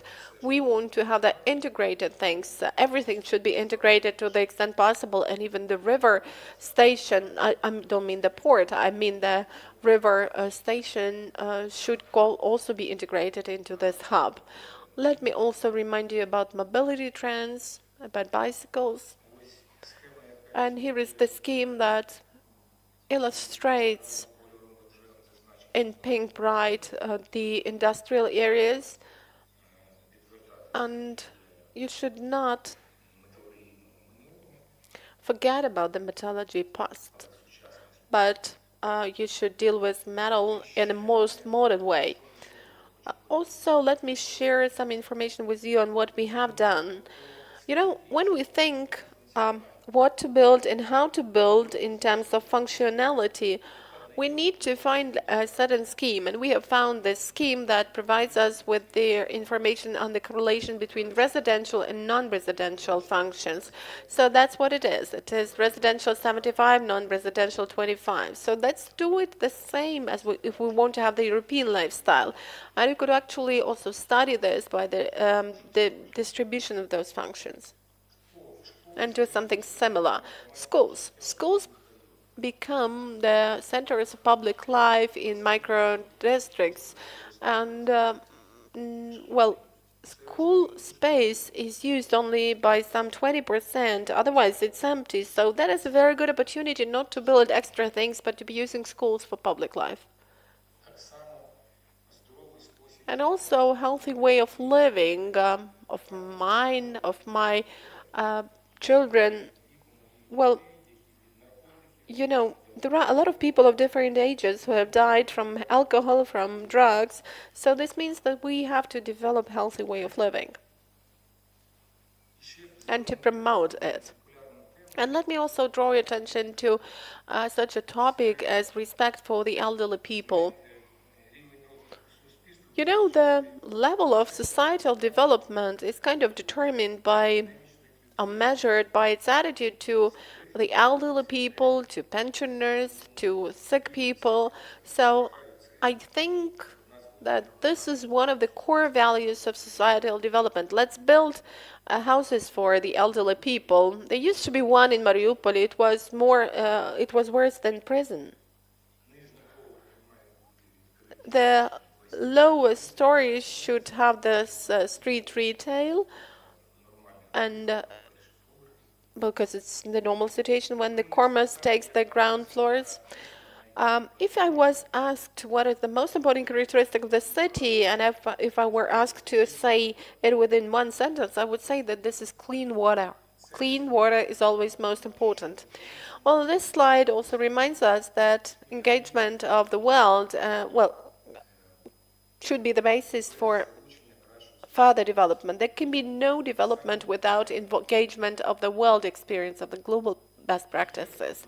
So we need to do this from the very beginning. And to conclude with, let me show you some projects implemented in different periods of time. Suppose at the top you can see there was a picture, there was a competition for the business center on the Svoboda square, but it has not been implemented, and downwards you have the hotel was being built. So in that territory we also had a good example, and there are also some other projects developed by our design bureau. This is the Khmelnytsky Boulevard, and here to lower you can see that our colleagues won another project, and you can see the winners on the Port of Cultures, on the quay. So these are the projects that are really worth implementing. And here you can see the scheme uniting pedestrian routes, and I think that it generally connects the most important places in the city. And here is another facility, which is the sand shore, and you can see an air route to the sea, so we can also have it. Well, I think that I will stop here because the third part of my presentation is dedicated to the housing section, and I think that we will discuss this a little bit later. Thank you. Thank you, Victor. I understand that after each presentation, I want to give some space for everyone to ask questions, to have some reflections, but we are kind of postponing this. So let's listen to one more presentation to be delivered by the Big City Lab company. And Victoria, let me give the floor to you right away. Thank you. And if I could have this magic clicker. Thank you. And this device seems not to be working. All right. So thank you for staying here in order to listen to me. I'm Victoria Titova, and I'm the director of Big City Lab, and we have been working with Mariupol for many years. It was before the full-scale war, and we tried to make some projects after the first tragedies, and we have been invited to work on Mariupol, and we have collected a team of multidisciplinary experts from different countries, and I will tell you in detail about all this on Friday, but now let's quickly cover the main things. So we think that Mariupol now is much more than a city, because the city is there, and we are staying in Lviv, but at the same time we are in Mariupol, and Mariupol also exists in Kyiv, Uzhhorod, Dnipro, Zaporizhzhia. It's everywhere, even in Vilnius. When we had a workshop, Mariupol was there. We collected residents of Mariupol. So it's much more than just a city, a physical space. And we think that now Mariupol is the core reason for our doing this. That is the reason for our getting back, loving, creating something, trusting oneself, and wanting a better life. And that is the personal reason for all of us. It's the reason for national pride and global inspiration. And the main reason for all this is Mariupol residents. We have had seven discussions with Mariupol residents, which is already quite a lot, and these dialogues have created a very good base we could rely on. And all the core things that we used to develop was developed to have people back, to make people return. So we were trying to think, as a result of what people could go back to Mariupol within the short-term, mid-term, and long-term prospect. So over the first 5 years, the reason would be to return with pride, uh, because Mariupol would be a home. The other 10-year period would go about a sandbox. Mariupol is the reason to create was care. And over 15 plus years, it would be gateway. Mariupol is the reason to lead by inspiration. And this is the gate to something new and very much inspiring. And where from will we get people? Why will they go back? Well, first of all, we have to talk here about the jobs. And if we have a look at the economy, we can say that everything had been destroyed in Mariupol and we need to build everything from scratch. But the basic things are still there. The sea is there, the port is there, logistics is there. And even if we assume that there is no metallurgy, well, don't have a look at me like this, it will be there. Metallurgy will be back.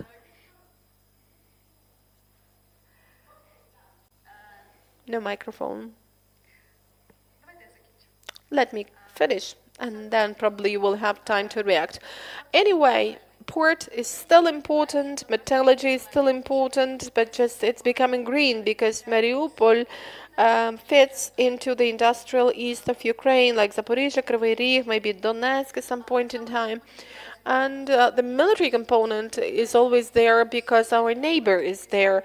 And education that used to be rather strong because Mariupol had several universities that have landed down somewhere, but they need to be taken back to Mariupol. It is always strong. So this is the base we could further rely on and add up to it.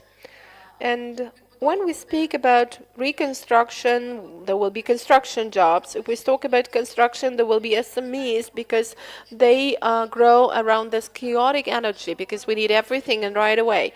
If we speak about metallurgy and education, technology will appear there, and if there is technology, there will be metal and there will be healthcare. Then there will be some medical metal like for prosthetics or other things. Alternative energy, blue economy, everything related to water and sea. So the economic capacity is really there. And of course, the city is facing a lot of challenges, but at the same time, a lot of opportunities. Suppose the opportunity to repair the weaknesses and the mistakes of the previous Soviet city planning, as mentioned today. We need to shift the city more to the coast to make it more eco-friendly and to improve the architecture, to make it brighter, more diverse, and to to leave the soul of Mariupol, but to create a new character for it. We need also to connect fragmented city neighborhoods. It used to be fragmented before the war, but now it's more fragmented because a lot of quarters have been just destroyed to the full. So these are kind of the isles of life inside the city, and we should create the drives for future economic development. What could we do within the first 5 years for people to return to Mariupol with pride? We should provide housing. This is analytical data. The darker the area, the more destructions we have, and the yellow is potential new development. So we can see the left bank has been destroyed, the center has been destroyed.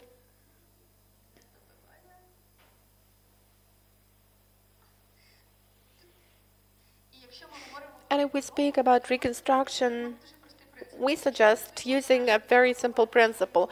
Suppose we are building new housing or reconstructing the old one, we need to create the same quality infrastructure around them. So we will have the mixed quarters, but the yards and the access to sports facilities, to greenery and amenities will be the same for everyone. Also, as mentioned today, Mariupol needs different diverse housing typologies, two-storied buildings, four-storied buildings, apartment buildings. So we suggest building them using new modern approaches. And we need to also create the whole quarters. We need to make the city more compact. Even Soviet micro districts are still too expanded. The yards are too expanded. They are not comfortable. They are windy.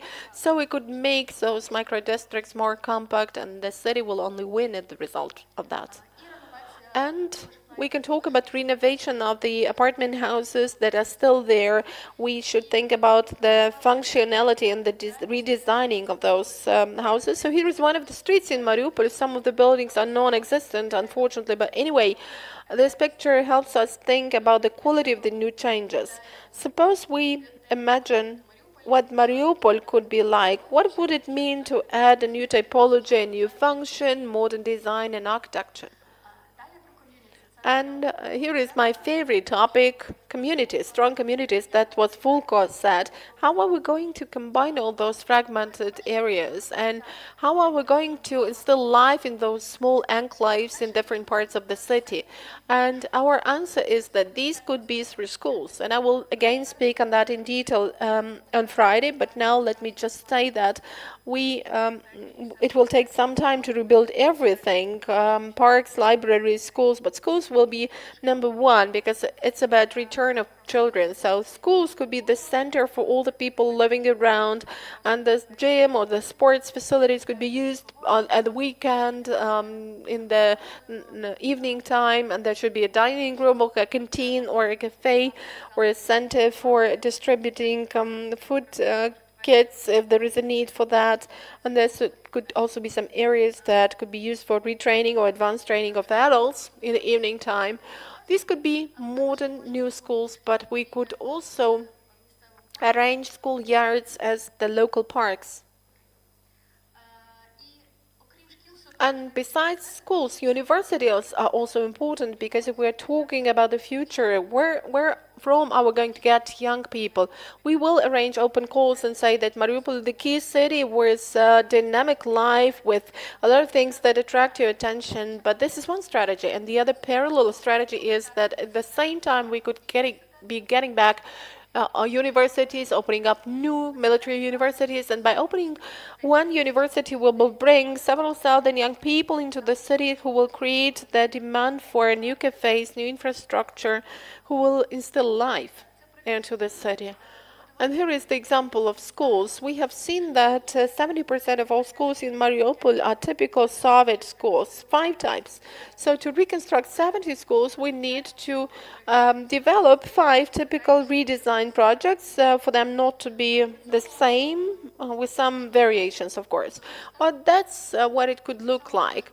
And at the same time, we could give new functions to those schools which they lacked in the Soviet buildings, like the spaces inside the schools where you could spend your time. Also, houses of cultures or cultural houses could be such open space. It's something unclear. Well, all the cities spend a lot of time on those houses of culture, but normally they have just hobby groups for children, some concerts from time to time, so not that much work. So we could reconsider this option, and we could even make them commercial centers of culture, Ukrainian houses. And we could create a modern cover for them. This is the Ukrainian house in Hurova Park. We designed it in 2019-2020, and this area goes further onto the park.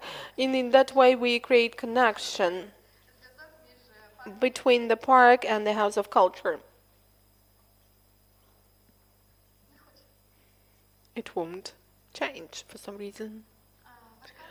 So the topic of memory is also a difficult topic, and within this topic, I think that first we have the process and then the form comes.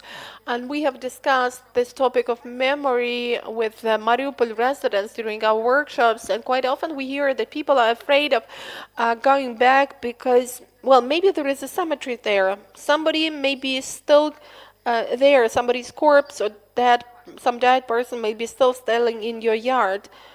And here are the examples of commemoration that they have in the city, can have in the city. My colleagues had a very good slide about the points of memory, of how many we could have almost in every square meter. And our recommendation is not to scatter these places of memories throughout the city because it's really dangerous and threatening when you see them everywhere. It's better to choose specific locations, specific places that would be memorials. So this is Azovstal and drama theater. Drama theater by its form is more like a memorial for the city, in the city.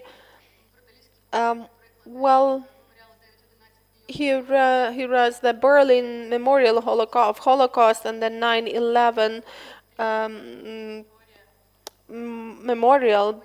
Well, maybe some brutal cases, but here is another example where you can see the soul of the building and you can even hear the voices of the people who died there. And the last form, which is better for Azovstal, is a memorial as a landscape park with probably a museum in it, and it will fit well into the industrial character of this territory because we all know how nicely the nature separates the industrial part of the city from the cultural one and residential one. And if we speak about the rebuilding of the historical center, there could be different options. We've all seen them during World War II. Warsaw, Gdansk have rebuilt themselves the way they used to be before World War II.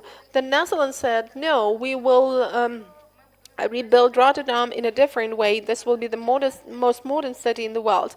And there could be some interim or some in-between options. Mariupol residents still want to see the outline of the city they used to live in. So we suggest the following option. We take what has been left and we try to build in new functions in it. We may make buildings modern inside. The buildings could be used as housing, residential premises, schools, houses of culture, but at the same time we leave what we appreciate. And our team had thought it over. Well, let's take those famous buildings in Mariupol that everyone recalls when we ask them what most interesting things they remember from architecture. So we could rebuild them to still have them recognizable, but at the same time we could upgrade the first part, the ground floor, and we could create the connection between the building and the space around it. If we speak about the mid-term or long-term, mid-term prospects, this is something that could be done with nature because dealing with nature takes time. So if you have a look at this map, first of all, you can see the green areas in the city that should be expanded at the expense of the streets that are boulevards. Soviet streets are normally wide, and that's why we can actually make them smaller. And we can see this green belt around Azovstal. And we can see in yellow lines the new development along rivers, along the sea. Then sea. Well, of course, we need to create new spaces. We should deal with seashore development, riverfront development. But when we think about rivers, we tend to forget that in rivers we could create a very good quality of life, very good activities, because water there is rather quiet. If we think what it could look like, well, let's have this isle everyone has mentioned, all my colleagues have mentioned in their presentations. So it would really be fine to create something there, and we also see this island as the new center.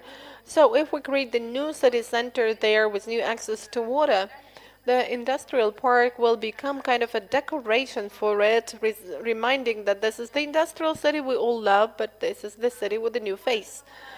The sea does not demand any specific. It's already attractive if we speak about access to it. The only thing that we have added are the sound blocking screens along the road.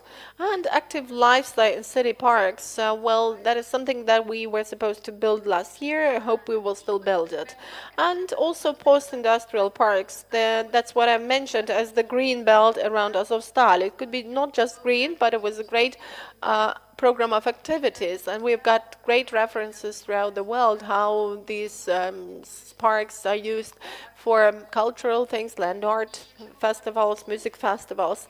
And if we speak about streets, we have the typology of streets, the architects are well aware of them, and we just need to find out what would be the boulevards and what would be the district level streets and other streets. That's what Mariupol could look like. No doubt about that. It's possible.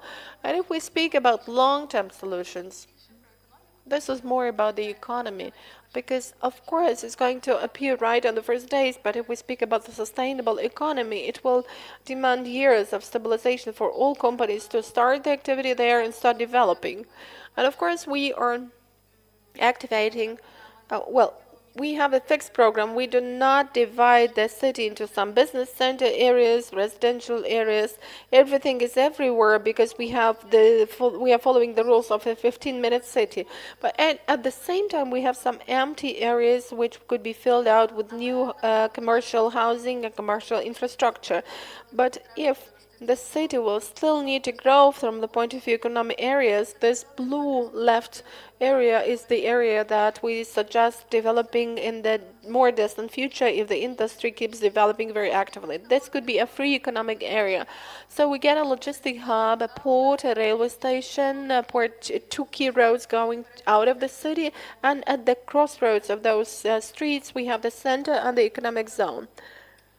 And we also suggest moving the railway station, creating it in the city center a little bit upwards, and people just get out in the between two centers and decide where they want to go. In order to activate the economy, we need to think about connections. Without connections, no growth is ever possible.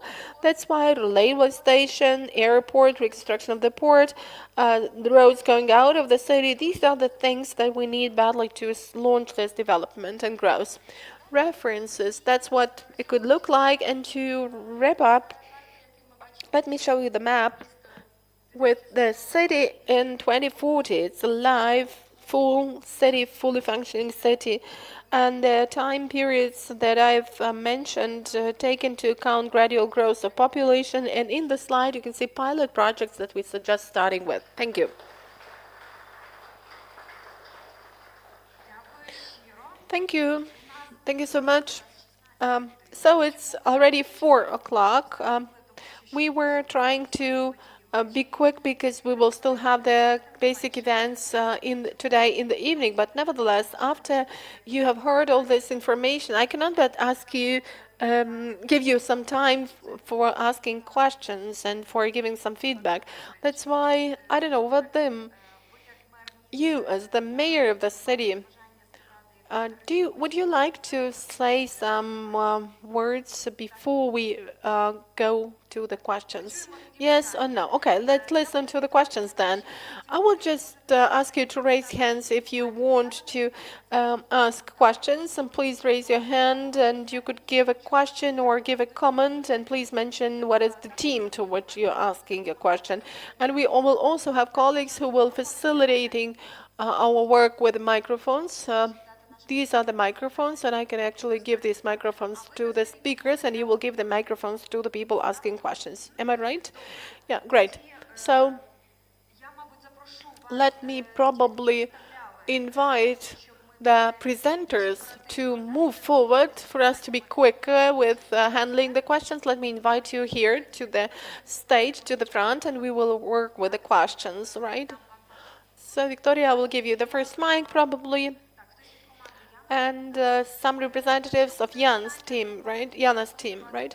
And if there are questions to Victor Zotto, well, please do check whether he's online with us and whether he will be able to handle the questions. And your question was number 1, right? Please, here is the hand raised. Please, girls, give the microphone.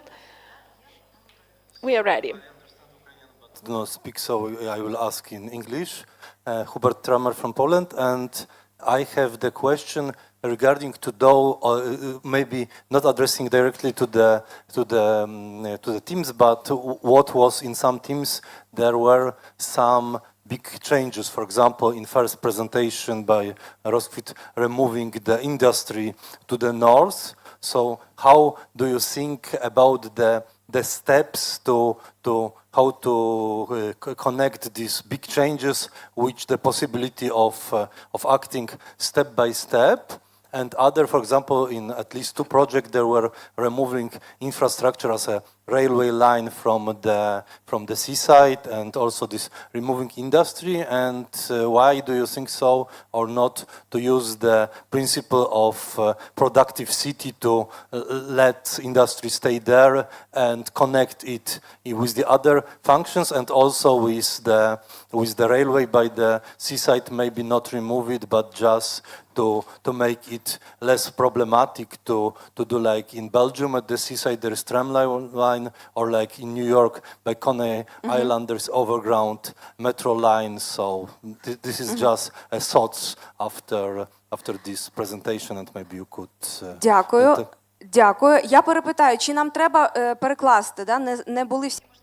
Probably not everyone was ready that the question will be asked in English. Was it clear what the question is about? It's about the great changes and about the steps that we take to implement those changes, and why do you suggest having great infrastructural changes?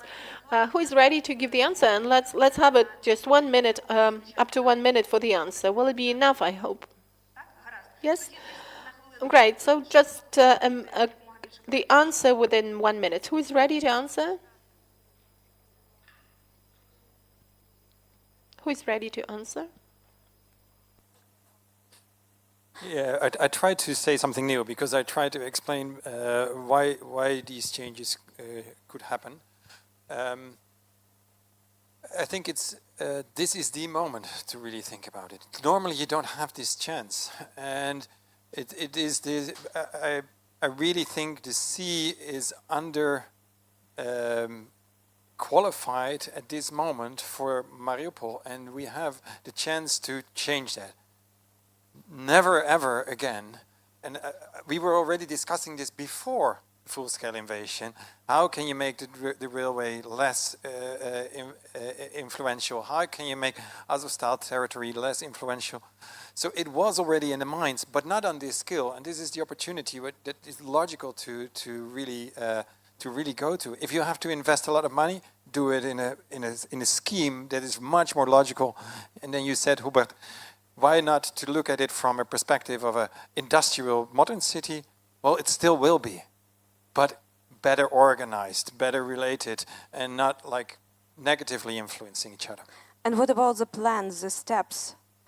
What about the plan? How can we reach such big changes? As far as well, I tried to explain this also in the maps that we shown. I showed the maps of the area around the old port, and we have the same step-by-step maps of the new port as well. So you do the different cargo that you use and the different transport systems that you introduce, you try to connect them in the right spot at the right moment. So there's just a time schedule that you have to follow, and it will take like 5 or 10 years, but it would also take like 5 to 10 years to rebuild it the way it was. So if you have this time needed, then better do it in a proper way. Thank you. Коментувати англійською, українською. Shall I comment in English or in Ukrainian? So, in our project, we did not change the location of the industrial area and the railway station, though we advocated this at first. But then, when we thought it over, it appeared that even in the Soviet Union, it was much cheaper to have it there than in another area because of the difference in the heights. As far as the port is concerned, you know, the port area near Azovstal is more shallow. And for metal, for grain, we need a deep water port. That's why it was located there. Now, when we cannot make any geological surveys, when we don't have access to the city and we cannot understand how much it will cost, we decided not to change anything in that. But otherwise, it would be good. Well, we have still to negotiate some things. because this part of this area is a private area, and you remember our principle of compactness and of this green belt. And even if this area remains empty, we still need to understand that the land, the territory under Azovstal could not serve as the new city center because of heavy pollution, acidic pollution, other types of pollution. And I think that tens of years have to pass until you can be staying there and feel safe.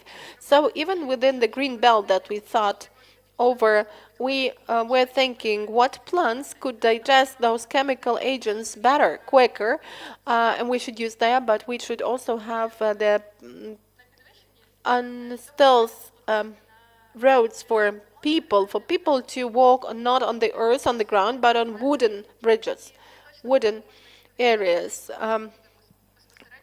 But I think that the core answer will be given us when we reach Mariupol, when we have access and could do some geological survey. Thank you. Concerning the railway station, I understand that shifting the railway station would not be the most economically expedient solution, but we started thinking how to better logistically place the new railway station, because the old railway station has been destroyed. It seems to me that only some frameworks have been left. So it's just pointless to have the same function there. So with this global view of how many residents we want to get there, we need to create a new infrastructure. Well, there are height differences, yes, but there are other solutions like tunnels, expensive solutions, but they are available. So that is our global thinking behind that. And also we think that railroad is the road going along the sea. So if we can not have it, we need to not to use this solution. We need to anyway make the city closest, make water accessible for city residents, so there should be no obstruction on the way between the sea and the city. You know, there is a very good technology when you discuss controversial ideas, but that helps you develop some ideas that will actually take together the strongest points of each of those ideas. And as far as I understand, this platform has been created for this, to come from several visions to the unique and the best one. Let me give the floor to Natalia for the comment, and if I'm not mistaken, there was a hand raised there, so we'll ask the facilitators to give the microphone. Yeah, just half a minute, 10 seconds. Concerning metallurgy, that is why we need the economic strategy. We need to think it over, where metallurgy should be developing and what kind of metallurgy it should be. It's not like just participation of citizens in strategic sessions. That should be a large analytical project with deep substantiation behind it. Of course, metal industry in Mariupol should be green metallurgy. It's the main concept, not for Mariupol only, but for the whole of the country. And of course, the solutions that we develop together with the consultants while creating the economic strategy will aim at green metallurgy. But so we will have industry, we will have metal industry there, because it is a major part of the economy of the city. What kind of metallurgy it is going to be, well, that is the matter of the strategy. But it's important that we have different ideas. They are already giving their fruit as trees of solutions, and we will have to use the fruits of these trees while developing our economic strategy. And let me also mention that after we had a discussion with the residents, we have seen that this is a matter of pride for them, and they see that this is economical experience, but they also want to breathe in fresh, green air, clean air. Please ask your question. Vladislav Konstanko, I'm a student from Mariupol, and now an urban planning student. So we have heard today the concept of rebirth of Mariupol and the initial status that of the city that we have taken for the beginning, as far as I understand, is May, June. May, June 2022. But now we have 2023 and June of 2023. And Russians have even destroyed the city more, and they keep distorting the city with their new housing, with their new constructions, with some distorted buildings of schools and kindergartens, which actually fully destroyed even the remnants of identity that we used to have there. So actually, what do we do with this? Will we level it up with the ground, or will we try to integrate these distorted buildings into our structure? It's a very good question. We had a discussion in our team as to what we will have to do with things that will keep popping up. But, well, you know, we do hope that the city will be deoccupied quite soon. That's why they will not manage to build a lot over that period of time. And I think that this is more an issue for discussion, the same as the issue of memory. I would demolish these buildings, but we need to discuss this. We have hundreds of thousands of people who don't have a place to live, so maybe we can demolish them, but not now, but when we build new buildings. Yes, taking people's needs into account. Yes, colleagues, be brief, because we have just 5 minutes left. Yeah, I will be brief. I would also demolish those buildings, but I understand that there is some infrastructure in place, we need to use it. If we have, so you have to be moderate in your approach. Well, if the city is deoccupied and we see what the condition of the city is, and then we will pass decisions how to integrate and whether to integrate this. Maybe we could redo something, maybe we could add some balconies, maybe we could make it more livable. But anyway, we need to work with this, because if there are some walls, they need to be used, I think. Fulcon? Yeah, I like the most that I heard, because it's part of a dialogue, is to have these buildings being a transit place for the people who return. They rebuild their own houses and then only live there for a couple of months or maybe 6 months or something, and then move on. And after a few years, it will not be necessary anymore. And then we decide how the mentality then is and how the feeling with this. I thought that was the best idea up till now. Дякую. Ще було одне питання. Thank you. And there has been one more question. Please have this quick question, and after the answers, I will give the floor for the wrap-up. Just wait. It seems to me there is no microphone. Will you ask your question? Yes, I will. Volodymyr Pashkov, an architect from Kyiv, and here is a technical question. I just used the Mariupol.com, I used this reference and saw just the presentation of one project. Will there be other presentations as of today, I mean? We have a new site, Mariupol. I think that we need to show the link, and all the concepts, all the presentations will be there. So you have most probably seen only Serhiy's presentation. That is his separate story, but the overall website of the project has been launched a couple of days ago. Thank you. Thank you. Just have one more question. Lebedaev, architect. Can you see an opportunity for implementing your ideas within the current system of regulation and standardizing in the city planning activity which we now have in Ukraine? If yes, then, well, I have some doubts concerning this, but if not, then what do you do? Would you apply an experimental approach when just one city is allowed to do whatever it will consider to be expedient, or maybe we should finally communicate it with the authorities that there is a radical need for the upgrading of the system? Well, it's a good question. I think that it seems to me that we just need to be changing something. These projects could become an incentive for changing the norms and the standards that have not been updated in Ukraine for many years, like construction norms, laws, and standards. Well, it's difficult, but anyway, we are now at the starting point. We just generate and suggest ideas, but the issue of this legitimacy, legal, legitimate implementation of those projects is another issue which will come after tens of discussions. And these will be the this will all be about communication with the actors who can actually lobby those changes and who can lobby the process with lawmakers. Okay, I understand that there may come some more questions, but please show the QR code of the new portal on the slides on the screen for us to see them. And please, I would ask Vadym to do the wrap up and for us to close this event. Yes, let me express my gratitude to you for the time you have allocated to our city, a hero city of Mariupol.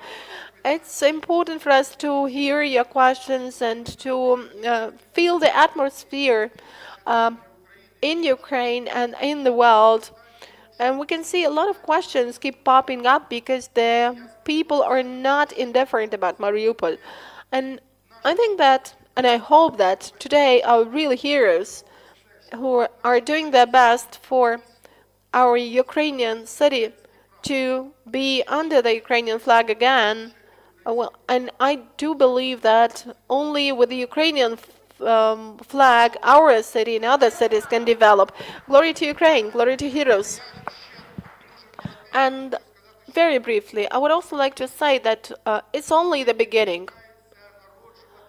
We are giving birth to the future of Mariupol on this platform. There will be a lot of discussion, so I would invite you to join in, to ask questions, to listen to the answers, to enter the website.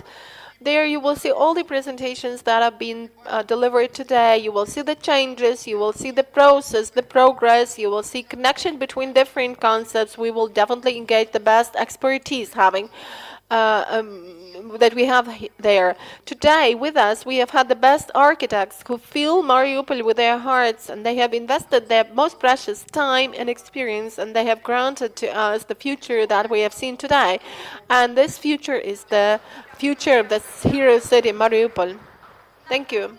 Thank you. On the website, you also can join us through the channel for interaction. And once again, thank you for your creative work, for your intellectual contribution, dear participants of the teams, because you have really invested a lot, and we can see that you have lived through that. It came from the depths of your heart. So thanks a lot.